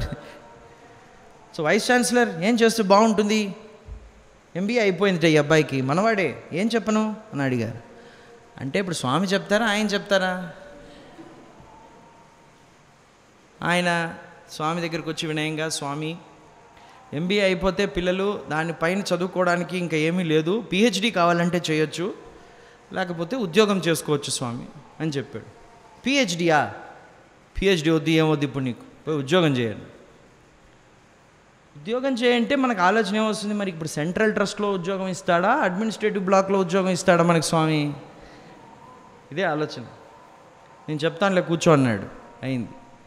మళ్ళీ పుట్టపర్తి, కొడైకెనాల్ అయిపోయింది, పుట్టపర్తి వెళ్ళాము. మళ్ళీ ఏం చదువుతున్నావు అన్నాడు. ఎంబీఏ అయిపోయింది స్వామి అంటే. ఏం చేద్దాం అనుకుంటున్నావు అంటే, నేను మీరేం చెప్తే చేద్దాం అనుకున్నాను. ఉద్యోగం చేయమని చెప్పానుగా, మరి మళ్ళీ ఎందుకు అడగడం? చెప్పాడు. ఎక్కడ చేయాలో చెప్తానన్నారు స్వామి అంటే, అప్పటి వరకు నా ఆలోచన ఆయన అక్కడే ఎక్కడో ఉద్యోగం ఇస్తాడు, అక్కడ ఉండిపోవచ్చు అన్న ఆలోచనలోనే ఉండేవాడిని. కానీ స్వామి ఏమన్నాడంటే, నువ్వు వెళ్ళు, నువ్వు వెళ్ళాలి, అలా కుదరదు, నువ్వు వెళ్ళాలి అన్నాడు. ఇన్ఫ్యాక్ట్ పుట్టపర్తి రాకుండా కొడైకెనాల్లో ఉన్నప్పుడే దీన్ని నన్ను రెడీ చేశాడు. నువ్వు వెళ్ళాలి వెళ్ళాలి అంటుంటే, అయ్యో నేను వెళ్ళను స్వామి, మిమ్మల్ని మీ దగ్గరే ఉంటాను అని ఏడుస్తుంటే స్వామి ఏమన్నాడు, చేపట్టుకుని, నువ్వు నా దగ్గర ఉండడం ఎందుకు, నేనే నీ దగ్గర ఉంటాను, నువ్వు వెళ్ళాలి. దానికి స్వామి నాకు చెప్పిన మాట, అన్నిటికన్నా ముఖ్యమైన మాట, నేను ఇప్పటివరకు గుర్తుపెట్టుకున్న మాట చాలా. నువ్వేమో ఇక్కడ ఉండాలి ఉండాలి అని ఏడుస్తున్నావు, అక్కడేమో నీ తల్లి నా కొడుకు రావాలి రావాలి అని ప్రతిరోజు నాకు ప్రార్థన చేస్తోంది. నీకు నేను నీ తల్లిదండ్రుల రూపంలో నువ్వు నన్ను పూజించుకో, తల్లిదండ్రులని మించిన సేవ నీకు లేదు, నేనే ఎప్పుడు నీతో ఉంటాను, దానికి నేను నీకు ఇస్తున్న అని చేతిలో చేసుకుని స్వామి నన్ను పంపించాడు.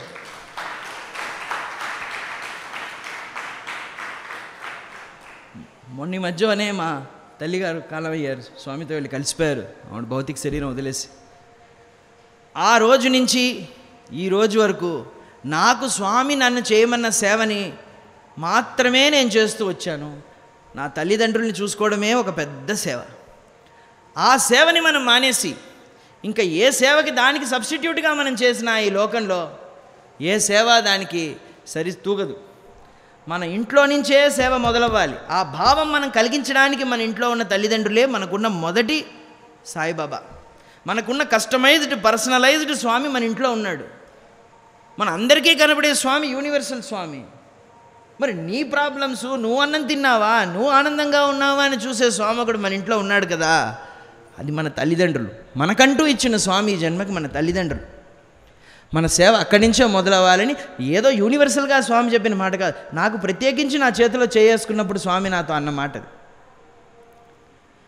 మరి ఉద్యోగం అంటే ఇప్పటివరకు నన్ను నేను ప్రిపేర్ చేసుకోలేదు. సడన్గా పుట్టపర్తి నుంచి బయటకు వచ్చేస్తే మరి ఎవరిస్తారు ఉద్యోగం? ఇంకా స్వామి చెప్పాడు. ఇంకో మాట కూడా చెప్పాడు ఆ రోజు స్వామి. నాకేం చెప్పాడంటే, స్వామి చెప్పింది వినడమే సేవ అన్నాడు. అంటే నువ్వు ఇది సేవ, అది సేవ కాదు, ఇది స్వామి పని, అది స్వామి పని. నేను చెప్పింది చేయడమే సేవ, నేను చెప్పింది చేయి, వెళ్ళి తల్లిదండ్రులను చూసుకో. నీకు ఉద్యోగం కావాలి, ఉద్యోగం అక్కడ సీటు రెడీగా ఉంది, నువ్వు వెళ్ళి కూర్చోవడమే, ఆల్రెడీ సీట్ రెడీగా ఉంది అన్నాడు. మనం అప్పుడు ముందు అడిగిన సీటు కావాలని అడిగామని ఇలా అర్థం చేసుకున్నాడేమో స్వామి అనిపిస్తుంది. సీటు కావాలంటే సీటు రెడీగా ఉంది, నువ్వు పోయి ఉద్యోగం చేయన్నాడు. ఎక్కడ సీటు రెడీగా ఉంది? ఏ కంపెనీ వాడు ఇస్తాడు మనకు ఉద్యోగం? మనమేం అంత పెద్ద మెరిట్ స్టూడెంట్ కాదు ఎంబీఏలో. అక్కడ మన ధ్యాస అంతా స్వామి మీద ఉంది కానీ పెద్దగా చదువు మీద లేదు. మరి ఎవరిస్తారు మనకు ఉద్యోగం? ఇంకా బయలుదేరి వెళ్ళమన్నాడు. నేను బయలుదేరి హైదరాబాద్ వచ్చేసాను. హైదరాబాద్ వచ్చిన రెండో రోజు, ఇవాళ వచ్చానంటే రేపు రెండో రోజు నాకు కాల్ వచ్చింది బలాని మా క్లాస్మేట్స్ దగ్గర నుంచి. మా ఇంట్లో అప్పుడు కంప్యూటర్లు, ఇంటర్నెట్లు అవన్నీ ఉండేవి కాదు. మేము చాలా మిడిల్ క్లాస్ ఫ్యామిలీలోనే, lower middle class family.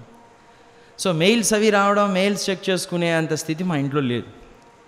So ఎవరో అందరి స్టూడెంట్స్కి, పాస్అవుట్ అయిన స్టూడెంట్స్కి సిటీ బ్యాంక్ వాళ్ళు ఏదో ఇంటర్వ్యూలు చేస్తున్నామని మెయిల్ పంపించారు. నువ్వు చూసుకున్నావా? మరి ఎల్లుండి పొద్దున ఇంటర్వ్యూ ఉంది, నువ్వు బయలుదేరాలి అని చెప్పి మేమందరం వెళుతున్నామని చెప్పి నా క్లాస్మేట్ ఒక అబ్బాయి ఫోన్ చేసి చెప్పాడు నాకు. మరి స్వామి ఉద్యోగం ఎత్తుకోమన్నారు కదా, బయటికి వెళ్ళమన్నారు కదా, ఈ కాల్ వచ్చింది రెండో రోజే. ఏం ప్రిపేర్ అవ్వాలి ఏంటి మనకు తెలీదు. సో నేను ఇంటర్నెట్ సెంటర్కి వెళ్ళి ఆ మెయిల్ ఏంట్రా, అసలు ఈ ఉద్యోగం ఏంటి అని కొంచెంసేపు చూసుకుంటే అదేదో క్వాలిటీ మేనేజ్మెంట్లో ఏదో ఉద్యోగం. నాకు అదేం అర్థం కూడా కాలేదు జాబ్ డిస్క్రిప్షన్ అది. సరే స్వామి చూసుకోమన్నాడు, స్వామి చెప్పింది చేయడమే సేవ అన్నాడుగా, ఇంకా బయలుదేరి వెళ్ళాలి అయితే మనం. ఈ ఇంటర్వ్యూ ఎక్కడ అంటే బెంగళూరులో, నేను ఉన్నది హైదరాబాద్లో. అప్పుడు స్వామి పట్టణం ముందు నించున్నాను, దండం పెట్టుకున్నాను. రేపు పొద్దున్నే బండి ఎక్కి వెళ్ళాలి నేను ఇవాళ రాత్రి. మరి ప్రిపేర్ అవ్వాలి అంటే నాకు బుక్స్ ఏమీ లేవు. నేను ఎంబీఏ చదువుకున్నాడు, బుక్స్ అవి ఏం కొనుక్కోలేదు. క్లాస్లో చెప్పే నోట్స్ రాసుకోవడం, అవి పెట్టి చదువుకోవడం. బుక్స్ అవి కొనుక్కునే అంత స్తోమత కూడా నాకు లేదు. సో బుక్స్ అవి తిరగతిప్పి చూసుకోవడానికి లేదు. నా క్లాస్ నోట్స్ అంతా పుట్టబర్తిలోనే అవుట్ అయిపోయింది, మనమేం తెచ్చుకోలేదు. ఇప్పుడు ఏం ప్రిపేర్ అవుతావు ఇంటర్వ్యూకి? క్వాలిటీ మేనేజ్మెంట్ అంటాడు, అది ఏంటో మనకు తెలియదు. గబగబా ఇంటర్నెట్కి వెళ్ళి గూగుల్లో క్వాలిటీ మేనేజ్మెంట్ అని కొట్టాను. ఏవో కొన్ని లింకులు వచ్చాయి, వాటిని అంతా ప్రింట్అవుట్ తీసుకుని కొన్ని ప్రింట్అవుట్స్ తీసుకుని మరి ఎప్పుడు చదివేది? రేపు పొద్దున మనం ఇవాళ రాత్రి నేను బస్సు ఎక్కాలి, రేపు పొద్దున అక్కడ దిగాలి, రేపు పొద్దున దిగంగానే ఇంటర్వ్యూ. ఎన్ని గంటలకు ఇంటర్వ్యూ? మనకి 9:30, పొద్దున 9:30కి నా స్లాట్, ఇంటర్వ్యూ స్లాట్. అంతకుముందు నేను అంతగా బెంగళూరు అవి తిరిగింది లేదు, నాకు తెలీదు ఆ ఊర్లో. సో రాత్రి నేను బస్సు ఎక్కాను హైదరాబాద్ నుంచి, చేతిలో ఈ ప్రింటౌట్లు, బస్సులో కూర్చుని రాత్రి గబగబా చదివేద్దాంలే, ఎన్ని పరీక్షలు రాయలేదు మనం ఎవరో ముందు చదువుకుని, ఏముందిలే ఇంటర్వ్యూ. బస్సు ఎక్కాను. పొద్దున్న బస్సు ఎన్ని గంటలకు వెళ్ళి చేరుతుందంటే 7 గంటలకు వెళ్ళి చేరాలి. యాక్చువల్ స్కెడ్యూల్ ప్రకారం బస్సు 7 గంటలకు వెళ్ళి చేరాలి. 7 గంటలకు చేరితే మరి 9:30కి మన ఇంటర్వ్యూ స్లాట్ కదా. ఈ మధ్యలో మనం వెళ్ళాలి, అక్కడ స్నానం చేయాలి, పళ్ళు అవి తోముకోవాలి, రెడీ అవ్వాలి ఫార్మల్ డ్రెస్లో. ఇవన్నీ చేసుకోవడం ఎలా? ఈ ఆలోచన మనకు రాలే. నేను బస్సు ఎక్కినంత వరకు కూడా ఆలోచన నాకు రాలే. అరే పొద్దున్న దిగితే మనం ఎక్కడ రాయి కార్యక్రమాలే చేసుకునేది. నాకు ఎక్స్పోజర్ చాలా తక్కువ ఆ టైంలో. అప్పుడు నా ఫ్రెండ్ ఎవరైతే నాకు ఫోన్ చేసి ఇక్కడ ఉద్యోగం, వాడి పేరు వెంకట్రామన్, నాకు ఇప్పుడు కూడా గుర్తుంది. ఫోన్ చేసి చెప్పాడు, ఒరే మేము ఆల్రెడీ బెంగళూరులో ఒక రూమ్ తీసుకున్నాం, ఆ రూమ్లో నువ్వు కూడా కావాలంటే వచ్చి స్నానం అది చేసుకుని రెడీ అయ్యి ఇంటర్వ్యూకి వెళ్ళొచ్చు. మనందరికీ డిఫరెంట్ స్లాట్స్ ఇచ్చారు కాబట్టి ఇంటర్వ్యూకి ఎవరికి ఏం ఇబ్బంది ఉండదు, ఒకళ్ళ తర్వాత ఒకళ్ళు బయలుదేరి వెళ్ళొచ్చు అన్నారు. ఓ వెరీ గుడ్, ఇది కూడా సెటిల్ చేసేసారు. ఇదంతా స్వామి చేస్తున్న పనిలా ఉంది. అయిపోయింది. బస్సు ఎక్కేసాను. బస్సు ఎక్కగానే మనకు తెలిసింది ఏంటి అంటే, రాత్రిపూట ప్రయాణించే బస్సులో లైట్లు ఆఫ్ చేసేస్తారు. మనం కూర్చుని ఏం చదువుకోవడం, ఇదేం మన హాస్టల్ కాదు. బస్సు ఎక్కగానే ఆయన లైట్ ఆఫ్ చేసాడు. ఇంక చేతిలో ఉన్న ప్రింట్అవుట్లు కానీ ఏం చదువుతాము? పొద్దున్న లేస్తే క్వాలిటీ అంటే ఏంటి, మేనేజ్మెంట్ అంటే ఏంటి మనకేమీ తెలియదు. సరే లైట్ ఆఫ్ చేశారు, కళ్ళు మూసుకున్నాను, నిద్ర వచ్చేసింది. నిద్ర వచ్చేసిన వాడిని కళ్ళు తెరిచి చూస్తే పొద్దున్న టైం 7:30. 7 గంటలకి బస్సు వెళ్ళి చేరాలి. 7:30 కళ్ళు తెరిచి చూస్తే బస్సులో ఎవ్వరూ లేరు, ఖాళీగా ఉంది, నేను ఒక్కడనే ఉన్నాను. ఆ బస్సు నడవట్లేదు, ఒక చోట ఆగిపోయి ఉంది. ఏంట్రా అని బస్సు దిగి చూస్తే ఆ బస్సులో ఉన్న వాళ్ళందరూ బయట నించుని ఉన్నారు. ఏమైందండి, ఎందుకు ఇక్కడ నించున్నారు? 7:30 అయింది, బెంగళూరు వచ్చేసింది అని అడిగితే, బెంగళూరు రాలేదు బాబు, బస్సు బ్రేక్ డౌన్ అయిపోయింది. ఇది హిందూపూర్ట, ఇక్కడెక్కడో దగ్గరలో ఉన్న ఊరు. ఇక్కడి నుంచి ఇంకో 2-2.5 గంటలు ప్రయాణం ఉంది బెంగళూరుకి. మేము ఆల్రెడీ అరగంటగా బయట నించుని ఉన్నాం, ఇంకో బస్సు వాడు వచ్చి మనల్ని ఎక్కించుకుని వెళ్తాడట, వీళ్ళు ఇది ఏదో బ్రేక్ డౌన్ రిపేర్ చేస్తున్నారట అని చెప్పారు. టైం 7:30 హిందూపూర్లో. ఇప్పుడు బయలుదేరినా కూడా ఇంకా 2.5 గంటలు పడుతుంది బెంగళూరు వెళ్ళడానికి. 9:30కి మన ఇంటర్వ్యూ. ఏం చేసేవాళ్ళో తెలియలే. ఒక పక్క మనం ఆల్రెడీ అలిసిపోయి ఉన్నాం ప్రయాణం చేసి, రెండో పక్క నేను పైజామా టీషర్టు వేసుకుని ఉన్నాను. అలా ఇంటర్వ్యూకా వెళ్ళలేం, పళ్ళైనా తోముకోవాలి. మూడోది ఇంటర్వ్యూ 9:30కి, మనం 7:30 వరకు ఇక్కడే ఉన్నాం హిందూపూర్లోనే. నాలుగోది మన ఇంటర్వ్యూకి ఏమీ ప్రిపేర్ అవ్వలేదు. ఇది నా పరిస్థితి. రోడ్డు మీద, లిటరల్గా రోడ్డు మీద నించోడం అంటే అదే. నా దగ్గర 350 రూపాయలు ఉన్నాయి ఖర్చులు, దారి ఖర్చులకు ఉంటాయని మా అమ్మగా 350 రూపాయలు నాకు ఇచ్చారు, అది మాత్రమే నా దగ్గర ఉంది. ఇంత లోపల బ్యూటీ ఏంటి అంటే, మన వెంకట్రమణ ఉన్నాడు కదా, నాకు రూమ్ అది ఉందిరా, నా క్లాస్మేట్ వెంకట్రామ్ ఫోన్ చేసి చెప్పాడు, 7:30 అయింది, ఫస్ట్ ఇంటర్వ్యూ 8:30కి వెళ్ళాల్సిన వాడు బయలుదేరుతున్నాడు ఇప్పుడు, అందుకని నేను కూడా వాడితో వెళ్తున్నాను, నువ్వు వచ్చేసావా ఆల్రెడీ, నీ బస్సు ఈ పాటికి వచ్చి ఉండాలి కదా, ఏంటి సంగతి అన్నాడు. ఇంకా నేను రావడం ఏంటి, నేను హిందూపూర్లో ఉన్నాను. నువ్వు వచ్చేంతవరకు మేము ఇక్కడ ఆగలేమి, రూమ్ పెట్టుకుని మేము వెళ్ళాలి కదా ఇంటర్వ్యూకి. వాళ్ళందరూ కూడా నేను వెళ్తున్న అదే ఇంటర్వ్యూకి వెళ్తున్న వాళ్ళే, నా క్లాస్మేట్స్ 17 మందో 18 మందో ఆ ఇంటర్వ్యూకి మా క్లాస్ నుంచి అటెండ్ అవుతున్నారు. సో వాళ్ళ రూమ్ ఇంక ఉంచలేము, మేము వెళ్ళిపోవాలి. నువ్వు ఎప్పుడో 9:30-10 గంటలకి ఇక్కడికి వచ్చి ఎప్పుడు స్నానం చేసి ఎప్పుడు వెళ్ళేది, మా స్లాట్కి మేము వెళ్ళాలి కదా. సో వాళ్ళ రూమ్ ఇంక లేదు, అయిపోయింది. ఇప్పుడు మనం ఎక్కడికి వెళ్తాము వెళ్ళినా కూడా ఇదొకటి బ్యూటిఫుల్ సర్ప్రైజ్ మనకి. రోడ్డు మీద నించోవడమే కాకుండా లైట్గా బ్యూటీ కూడా యాడ్ చేస్తున్నాడు. సో అయింది. అప్పుడు ఇంకో బస్సు వచ్చింది. ఆ బస్సులో ఆల్రెడీ జనం ఉన్నారు కదా, మనం కొత్తగా ఎక్కే జనం కదా ఆ బస్సులో. సో నించుని వెళ్ళాలి, 2.5 గంటలు నించుని. నేను బెంగళూరు వెళ్ళేసరికి టైం 10 అయిపోయింది. ఈ మధ్యదారిలో నేను ఆయనకి ఫోన్ చేశాను. ఎవరికి? ఆ ఇంటర్వ్యూ ఎవరైతే కోఆర్డినేట్ చేస్తున్నారో ఆయనకి ఫోన్ చేసి, ఇలాంటి పరిస్థితి అండి నాది, నేను అందుకని 9:30 ఇంటర్వ్యూకి రాలేను, మీరు ఏమన్నా కొంచెం అకామిడేట్ చేయగలుగుతారా లేటర్ పార్ట్ ఆఫ్ ద డేకి అని అడిగితే ఆయన చెప్పాడు, ఒక పని నేను చేయగలను, మార్నింగ్ జరుగుతున్న ఇంటర్వ్యూ నుంచి నీ రెజ్యూమ్ తీసేసి ఆఫ్టర్నూన్ జరుగుతున్న వాటిల్లో పెట్టేస్తాను. సో నెక్స్ట్ స్లాట్ నీది కరెక్ట్గా 12:30, నువ్వు 12:30 స్లాట్ కల్లా రావాలి. ఆ టైం కానీ నువ్వు రాలేకపోతే ఇంకా నేను నీకు ఏ సహాయం చేయలేను, obviously it will be no show అయితే ఇంటర్వ్యూ జరగదు అని చెప్పాడు. సరే, మనం 10-10:30 మధ్యలో వెళ్ళాం. ఎక్కడ? బెంగళూరు బస్ స్టాండ్కి. ఇప్పుడు మనం ఉండడానికి స్నానం చేయడానికి రూము లేదు, పోయింది, వీళ్ళందరూ వెళ్ళిపోయారు.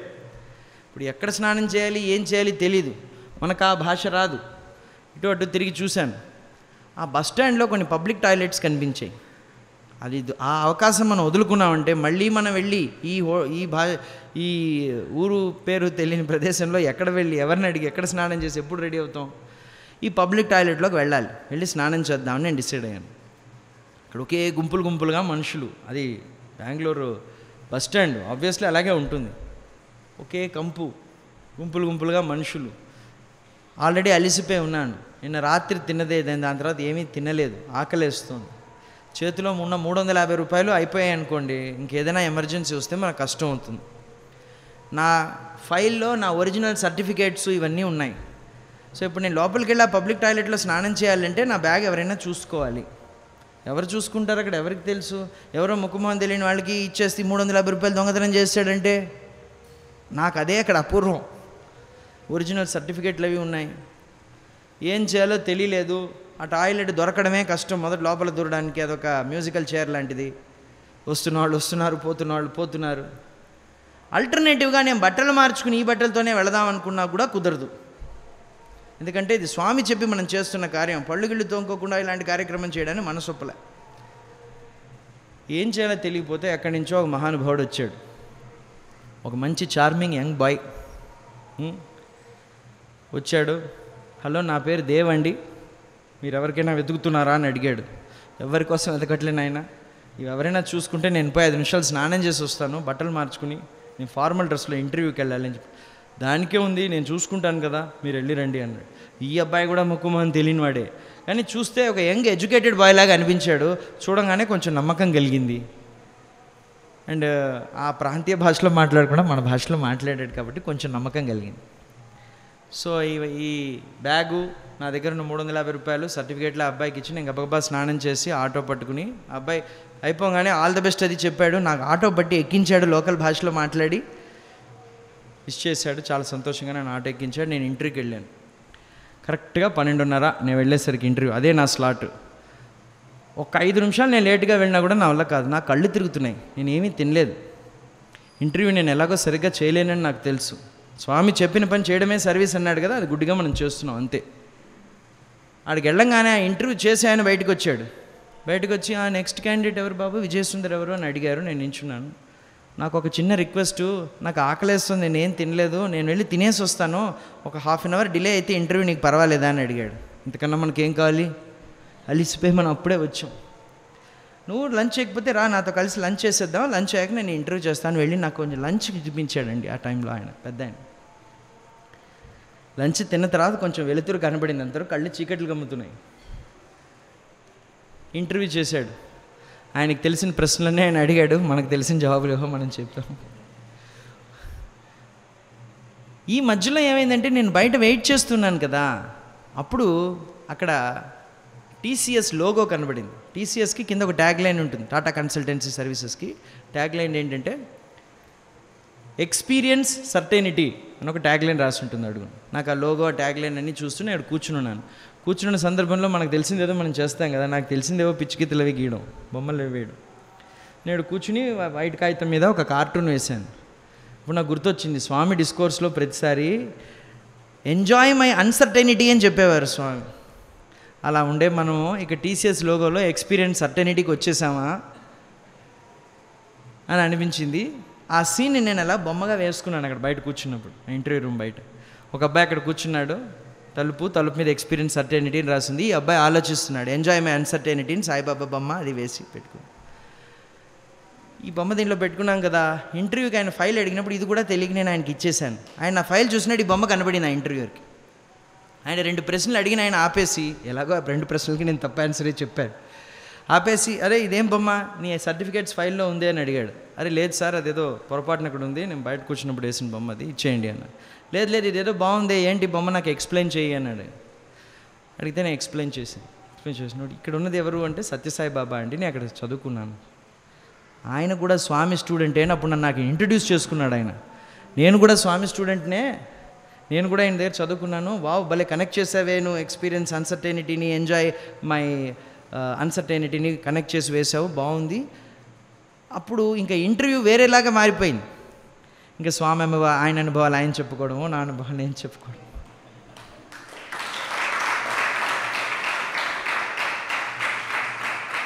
బయట ఉన్న ఇంటర్వ్యూలు అన్నీ డిలే అయినాయి. 1.5 గంట జరిగింది నా ఇంటర్వ్యూ. ఫస్ట్ అడిగిన 2 ప్రశ్నలతో అయిపోయి.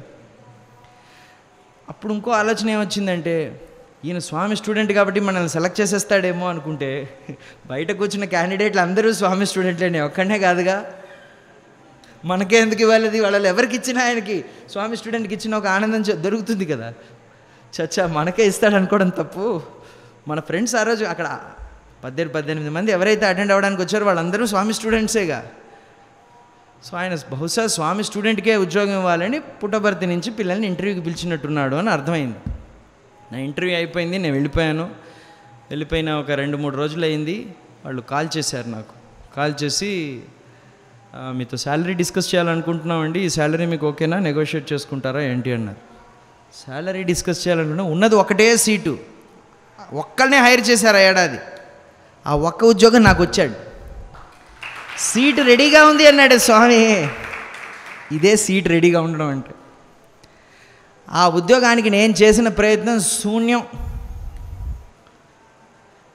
మనకి ఏది తెలుసో అదే చేయించాడు. దాంట్లో స్వామి వెతికేదంతా ఏంటి అంటే, నేను చెప్పింది నువ్వు చేసావు అంతే, నీ భావమే నాకు ముఖ్యం. అయిపోయింది. మా క్లాస్లో ఒక్కసారి కూడా నేను ఉద్యోగం గురించి ఎప్పుడూ ఆలోచించలేదు, స్వామి నుంచి వెళ్ళిపోతాను ఆలోచించలేదు. కానీ మొట్టమొదటి మాకు MBA బ్యాచ్లో ప్లేస్ అయింది నేనే. హయ్యెస్ట్ శాలరీతో ఆ ఏడాది నేను ప్లేస్ అయ్యాను. అంటే ఇప్పుడు చెప్పుకుంటే ఏదో గర్వంగా అనిపిస్తుంది, కానీ అప్పుడు నాకు అది హయ్యెస్ట్ శాలరీ, ఇంత శాలరీ ఇస్తే అవన్నీ నాకు నిజంగా తెలియదు అప్పుడున్న నేను పరిస్థితులు. నేను నా ఆఫర్ లెటర్ తీసుకుని పుట్టబర్తి వెళ్ళాను. ఏడ్చుకుంటూ వెళ్ళాను. నాకు ఆఫర్ వచ్చేసింది అంటే ఇంకా మళ్ళీ వెళ్ళే అవకాశం పూర్తిగా పోయిందన్న భావంతోనే ఏడ్చుకుంటూ వెళ్ళాను. ఆ రోజు స్వామి దర్శనం నాకు దొరకలేదు. హాస్టల్కి వెళ్ళాను, ఆ గుర్తులన్నీ వచ్చాయి. ఆ రోజంతా హాస్టల్ బయట కూర్చుని ఏడుస్తూనే ఉన్నాను. పాప మా ప్రొఫెసర్స్ అంతా ఎంతో దగ్గరికి తీసి, స్వామి చెప్పిన మాట నువ్వు వింటున్నావు, ఎందుకు ఏడుస్తున్నావు, నువ్వు ఎప్పుడైనా ఇక్కడికి రావచ్చు, ఇది నీ ఇల్లే కదా అని ఎంతో సమర్థించి నాకు చెప్పారు. అప్పుడు మాకు చెప్పిన క్వాలిటీ మేనేజ్మెంట్ చెప్పిన ప్రొఫెసర్ పాపం వచ్చి ఆయన అన్న మాటలు ఇప్పుడు కూడా నాకు గుర్తున్నాయి. ఏమో బహుశా నువ్వు ఫ్యూచర్లో ఒక టీచర్గానే వస్తావు, ఎందుకు ఏడుస్తున్నావు, స్టూడెంట్గా ఉండలేకపోతున్నావు అని. ఏడవద్దని పాప ఎంతో సమర్థించాడు. ఇంకో విషయం ఆలోచించి చూసుకుంటే, నేను బొమ్మలేసి స్వామి చూపిస్తున్న సమయంలో, ఒకానొక సమయంలో స్టూడెంట్గా ఉన్నప్పుడు మాకు MBA సెకండ్ ఇయర్లో ఎలెక్టివ్స్ సెలెక్ట్ చేసుకోవాలి. ఏం ఎలెక్టివ్ సెలెక్ట్ చేసుకోవాలో నాకేం తెలీదు, నేను పెద్దగా దాన్ని పట్టించుకోలేదు కూడా. సో స్వామి దగ్గరికి వచ్చినాడు, బొమ్మలు అవి చూపిస్తున్నప్పుడు ఒకరోజు స్వామి ఎలెక్టివ్ సెలెక్ట్ చేసుకోమంటున్నారు, ఏం సెలెక్ట్ చేసుకోవాలో తెలియట్లేదు స్వామి అంటే, స్వామి ఆ లిస్ట్ చూసి నాకు స్వామి ఎలెక్టివ్ సెలెక్ట్ చేశాడు MBAకి. దాంట్లో క్వాలిటీ మేనేజ్మెంట్ ఉండింది. అంటే ఇది ఆ రోజు జరిగిన ప్లాన్ కాదు, ఎప్పుడో వేశాడండి ప్లాన్ దేవుడు. ఆయన ప్లాన్సే వేరు. కాలాతీతుడు కదా స్వామి. మీకు నాకే కాలం అంటే గుర్తొచ్చింది. నాకు ఇంకా కాలం ఉందా? ఒక 2 నిమిషాలు. కాలాతీతుడు ఎప్పుడో వేసిన ప్లాన్ అది. సో ఈ ఆఫర్ లెటర్ తీసుకుని నేను పుట్టపర్తి వెళ్ళాను. 2వ రోజు దర్శనం దొరికింది. ఇంకా మనం అక్కడ కూర్చోడానికి ఉండదు, ఓల్డ్ స్టూడెంటు ఇక్కడ కూర్చోవాలి. ఎదుర్కొంటే స్వామి ముందు వెళ్ళి కూర్చుని ఎలా గంభీరంగా ఒక ఫోటో తీసుకెళ్తే స్వామి అలా చూసేసి మాట్లాడే, ఇంకా ఎలా కొత్త వాళ్ళు వచ్చేసారు, స్వామి వాళ్ళతో రొమాన్స్ మొదలెట్టేశాడు, మనం అక్కడ వరగా కూర్చోవాలి. ఓల్డ్ స్టూడెంట్స్ బ్లాక్ నోట్ ఉంటుంది. కానీ ఆ రోజు స్వామి వచ్చాడు, నా దగ్గరికి వచ్చాడు. అరే మెడ్రాస్ బాయ్ పట్టాడు. ఈసారి చూపించడానికి చేతిలో బొమ్మ లేదు, నా ఆఫర్ లెటర్ ఉంది. స్వామికి చెప్పాను, స్వామి ఇలా మీరు వెళ్ళమన్నారు కదా, ఆఫర్ వచ్చింది, జోగాన్ కుర్చీ రెడీగా ఉందని మీరు చెప్పినట్టే వచ్చింది స్వామి. స్వామి అన్న మాట మీరు గుర్తించాలి. 350 రూపాయలు దేవుడికి ఇచ్చావే, సరిగ్గా అందజేశాడా అని అడిగారు. ఆ దేవ్ అనేవాడు స్వామి అయి ఉండొచ్చు కదా బహుశా అన్నది నాకు అప్పటి వరకు గుర్తురాలే. ఏ 350 రూపాయలు చొబ్బా స్వామికి అందజేయడం ఏంటి అని నాకు అప్పుడు స్వామి అడిగినప్పుడు గుర్తు కూడా రాలేదు. తర్వాత ఆలోచన చూస్తే నాకు ఆ రోజు నేను పబ్లిక్ టాయిలెట్లో స్నానం చేస్తున్నప్పుడు నా డబ్బులు సర్టిఫికేట్ ఇచ్చి వెళ్ళాను. ఆ చార్మింగ్ బాయ్ పేరు దేవ్. అది నేను కనెక్ట్ చేసుకుంటే దేవుడికి ఇచ్చిన 350 రూపాయలు మళ్ళీ వచ్చాయా లెక్క చూసుకున్నావా అని అడిగాడంటే నాతోనే ఉండి ఆయన అనుకున్నది అనుకున్నట్టు చేయించేవాడే స్వామి. అంతే కదా, మనం చేసేది ఏముందండి? మన తెలివితేటల వల్లను, మన చదువుల వల్లను, మనం చేసే సర్వీసుల వల్లను, వీటి వల్ల వచ్చే అహంభావం ఎంత తుచ్చమైనది, ఎంత హీనమైన అహంభావం అది. మనం అహంభావపడాలి అనుకుంటే ఈ అహంభావాలలోనే కొంచెం ఉత్తమమైన అహంభావం ఏంటి అంటే మన స్వామి డివోటి అన్న అహంభావం పడితే వీటిల్లో కొంచెం తప్పుల్లోనే మంచి తప్పు అది అనుకోవచ్చు. అంతే కదా. ఇంకా వేటికి అహంభావపడచ్చండి? మన చదువు, మన సంధ్య, మనం కూడబెట్టుకున్న డబ్బులు, మన తెలివితేటలు, మన పేరు ప్రతిష్టలు, ఇవన్నీ చూసా అండి స్వామి మనల్ని ప్రేమిస్తున్నాడు. మనం సర్వీస్ చేసేటప్పుడు ఇవన్నిటిని ఒక్కసారి పక్కకు తోసే సర్వీస్ చేస్తే ఎంత చక్కగా స్వామి మనల్ని చేతిబట్టి నడిపిస్తాడు అనడానికి. అంటే ఎక్కడో ఊరు పేరు ప్రదేశంలో పబ్లిక్ టాయిలెట్లో కంపు కొడుతున్న చోటకు కూడా స్వామి వచ్చి నా సర్టిఫికేట్లు పక్కన పెట్టుకుని నాకు పెద్ద గొప్ప అయిన 350 రూపాయల చేతిలో లెక్క సరిపోయిందా అని అడుగుతున్నాడంటే, అడిగి ఆశీర్వదించి అక్షింతలు మెటీరియలైజ్ చేసి వేసి దీవించి నన్ను ఆ రోజు ఉద్యోగానికి పంపించాడు స్వామి. అంటే మనం అనుకుంటాం మనం స్వామి దగ్గర ఉన్నామని, స్వామి పని చేస్తున్నామని, స్వామి సమితిలో ఉన్నామని, అందుకని స్వామి మనకి చేస్తున్నాం. ఈ బౌండరీస్ అన్నిటికీ అతీతుడు కదా స్వామి ప్రేమ. అంతేనా? కాలానికి, సమయానికి, ప్రదేశానికి అన్నిటికీ అతీతమైనది కదా స్వామి ప్రేమ. మనం ఇవాళ ఇక్కడ కూర్చుని బలాన్ని పని చేస్తున్నాము, బలాన్ని సర్వీస్ చేసి దానివల్ల ఆనందం పొందుతున్నాం అంటే దీనికి బీజం స్వామి ఎప్పుడో వేశాడు. ఆ ఆనందం మనం ఇవాళ పొందుతున్నాం. దీంట్లో మనం అనేది ఎక్కడుందండి? Service is humility, service is surrender, service is love, service is an opportunity. ఇవన్నీ మనం గుర్తుపెట్టుకుంటే మాత్రమే మనం చేసే సర్వీస్ స్వామికి వెళ్ళి చేరుతుంది అనడానికి ఇంతకన్నా ఉదాహరణ అక్కర్లేదు. అండ్ సర్వీస్ స్వామికి ఎంత క్లోజెస్ట్ అంటే ఆయన హార్ట్కి, ఈ అవతారంలో స్వామి చెప్పిన మహామంత్రంలో సర్వీస్ అనే పదం వాడాడు, లవ్ ఆల్ సర్వ్ ఆల్ అనే మహామంత్రంలో. అండ్ ఆంజనేయులు చేసిన సర్వీస్ చూసి మురిసిపోయిన శ్రీరామచంద్రుడు కృష్ణావతారంలో ఆయనే సర్వీస్ చేయడం మొదలెట్టాడు. అంటే service is infectious to people, not only to people but also to God. కృష్ణావతారంలో కృష్ణుడు రాముడిలాగా సేవ చేయించుకోవడం కాదు, అర్జునుడికి సారథిగా ఆయన సేవ చేశాడు. సర్వీస్ దేవుడు కూడా చేస్తాడు, అది దేవుడికి ప్రీతైనది. మనం అది చేయడం వల్ల దేవుడు ఖచ్చితంగా దగ్గర అవ్వగలడం అనడానికి ఇంతకన్నా ఉదాహరణ మనకు అక్కర్నే లేదు. ప్రతిరోజు మన శరీరంలో ఉండి స్వామి ఎంతో సర్వీస్ చేస్తున్నందువల్లే అండి నేను ఇవాళ మాట్లాడగలుగుతున్నాను, మీరు వినగలుగుతున్నారు. మనం ఆహారం తింటున్నాం, తినేటప్పుడు మనం ఏమనుకుంటాం, వావ్ పనీర్ బటర్ మసాలా చాలా బాగుంటుంది, అదేదో ఆలు చిప్స్ నాకు చాలా ఇష్టము, ఇవన్నీ మనకు తెలిసిన జ్ఞానం. ఇక్కడి నుంచి కొంచెం ఇక్కడికి వెళ్ళంగానే ఏం జరుగుతుందో కూడా మనకు తెలీదు. అది ఏ బటర్ మసాలా అయినా దాటి వెళ్ళాక ఆయన టేక్ ఓవర్ చేసేసుకుంటాడు. లోపల కూర్చుని అనుక్షణము మనకు సర్వీస్ చేస్తున్నాడు స్వామి. మన తిన్న ఆహారాన్ని జీర్ణింపజేస్తున్నాడు, దాన్ని కాల్చి దాంట్లో నుంచి మనకి ఎనర్జీని ఇస్తున్నాడు, ఆలోచనలను ఇస్తున్నాడు, ఫిజికల్ కెపాసిటీ ఇస్తున్నాడు, మనకు శక్తిని, కాగ్నిటివ్ పవర్ని అన్నిటినీ ఇస్తూ మనకి సదా సర్వకాలం సర్వీస్ చేస్తున్నది స్వామి. అసలు మనం చేస్తున్నాం అహంభావం ఇక్కడ ఎందుకు? ఆ రసోవైశ్యుడిగా మన శరీరంలో స్వామి లేకపోతే నేను ఇలా నించుని మాట్లాడగలనా, మీరు ఇలా కూర్చుని వినగలరా? అసలు ఇవాళ ఇది కాదా సర్వీసు? కృష్ణుడు అర్జునుడికి చేసింది కాదా సర్వీసు? స్వామి మనకు అనుక్షణం ఇలాంటి ఇన్ఫ్రాస్ట్రక్చర్ క్రియేట్ చేసి ఇచ్చాడు అంటే మనం ఈ జన్మకి మనం చేయాల్సిన సర్వీసు మన ఆపర్చునిటీ మాత్రమే కాదు, మన రెస్పాన్సిబిలిటీ కాదా, మన ఆబ్లిగేషన్ కాదా అది స్వామికి? అవునా కదా? అందుకని మనం సర్వీస్ అనేదాన్ని ఇలాగే చూడాలి, ఒక ఆపర్చునిటీగాను, ఒక క్వాలిటీగాను, స్వామికి దగ్గరయ్యే ఒక రాయల్ రూట్గాను మాత్రమే మనం సర్వీస్ని చూడాలి. ఇంకొక చిన్న ఉదాహరణతో ముగిస్తాను.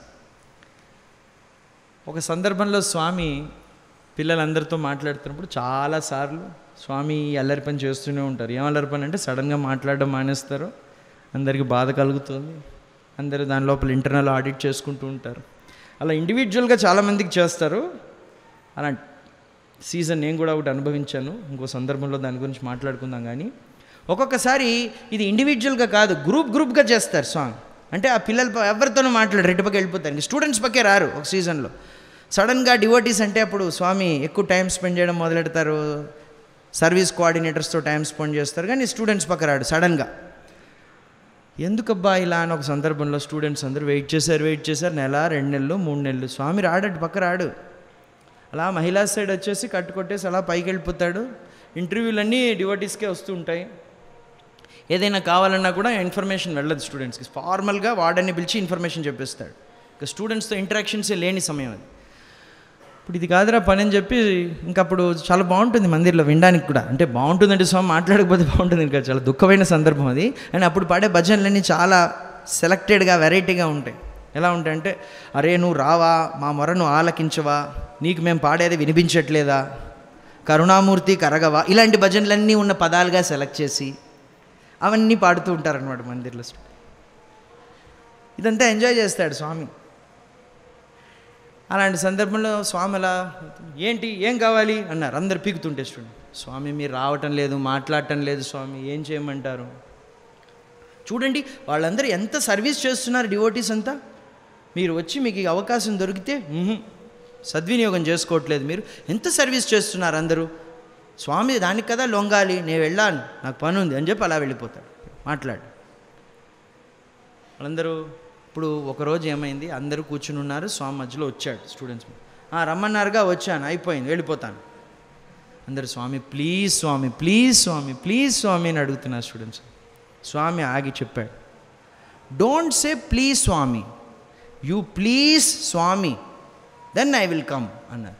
అంటే ఏంటి, ప్లీజ్ స్వామి ప్లీజ్ స్వామి అని అడగడం కాదు, స్వామిని మీరు ప్లీజ్ చెయ్యండి, అంటే ఆనంద పెట్టండి, అలాంటి పని ఏదైనా చేయండి, అప్పుడు వస్తానని ఒక ఇండికేషన్ ఇచ్చి వెళ్ళిపోయాడు. వీళ్ళందరూ వెళ్ళారు, మన ఫ్రెండ్స్ అందరూ అన్నీ స్వామి లిటరేచర్ తిరగదిప్పి చూశారు. ధర్మవాహినిలో ఒక చిన్న సందేశం దొరికింది వాళ్ళకి. ఏంటంటే స్వామిని ఆనంద పెట్టడం ఎలా, హౌ టు ప్లీజ్ స్వామి. వెతికితే దాంట్లో స్వామియే చెప్పిన answer, through service you can please me అని స్వామి చెప్పింది ధర్మవాహినిలో దొరికింది. మన స్టూడెంట్స్ అందరూ వార్డెన్ దగ్గరికి వెళ్ళి స్పెషల్ పర్మిషన్లు తీసుకుని మేము సర్వీస్ చేయాలనుకుంటున్నామండి. ఆ ఏడాది అంటే జనరల్గా ఏడాదికి స్టూడెంట్స్ పార్టిసిపేట్ చేసే సర్వీస్ అంటే అది గ్రామ సేవ జరుగుతుంది, మనందరికీ తెలిసిందే. ఆ ఏడాది ఇంకో సేవ కూడా జరిగింది విత్ స్పెషల్ పర్మిషన్. వెళ్ళి విలేజ్ అంతా వెళ్ళి with wardens permission students after college hours they served for 1 week and then వాళ్ళు వెళ్ళి స్వామి దగ్గర కూర్చున్నారు. ఇప్పుడు స్వామి వచ్చి స్వామి ఈజ్ ప్లీజ్డ్ అన్నారు. స్వామి వచ్చారు అప్పుడు స్టూడెంట్ దగ్గరికి. Swami is pleased for what, for what, for service. మనం ఇక్కడ ముఖ్యంగా సర్వీస్లో స్వామి ఆయన నోటితో చెప్పిన మాటని చాలా గుర్తుపెట్టుకోవాలి. ఏది స్వామికి ఆనందం కలిగిస్తుంటే ప్లీజ్ స్వామి అంటే కాదండి వచ్చేది దేవుడు. స్వామిని మనం ప్లీజ్ చేసుకోవాలంటే ఏం చేయాలో కూడా మనకి దారి చూపించాడు. అది ఆ రోజు ఆయన సరదాగా చేసిన ఆ చిన్న సంఘటనతో మనందరికీ ఒక పెద్ద మెసేజ్ ఇచ్చాడు. హౌ టు ప్లీజ్ స్వామి, అందరు చెప్పండి, ఎలా ప్లీజ్ చేయాలి స్వామిని? Through service. ఇది మనం గుర్తుపెట్టుకుని స్వామి మనకిచ్చిన ఈ సర్వీస్ అనే అవకాశాన్ని మనం సద్వినియోగం చేసుకుని స్వామికి దగ్గర అయ్యే మార్గంలో అందరం కలిసి ప్రయాణించాలని స్వామికి వేడుకుంటూ జై సాయిరామ్.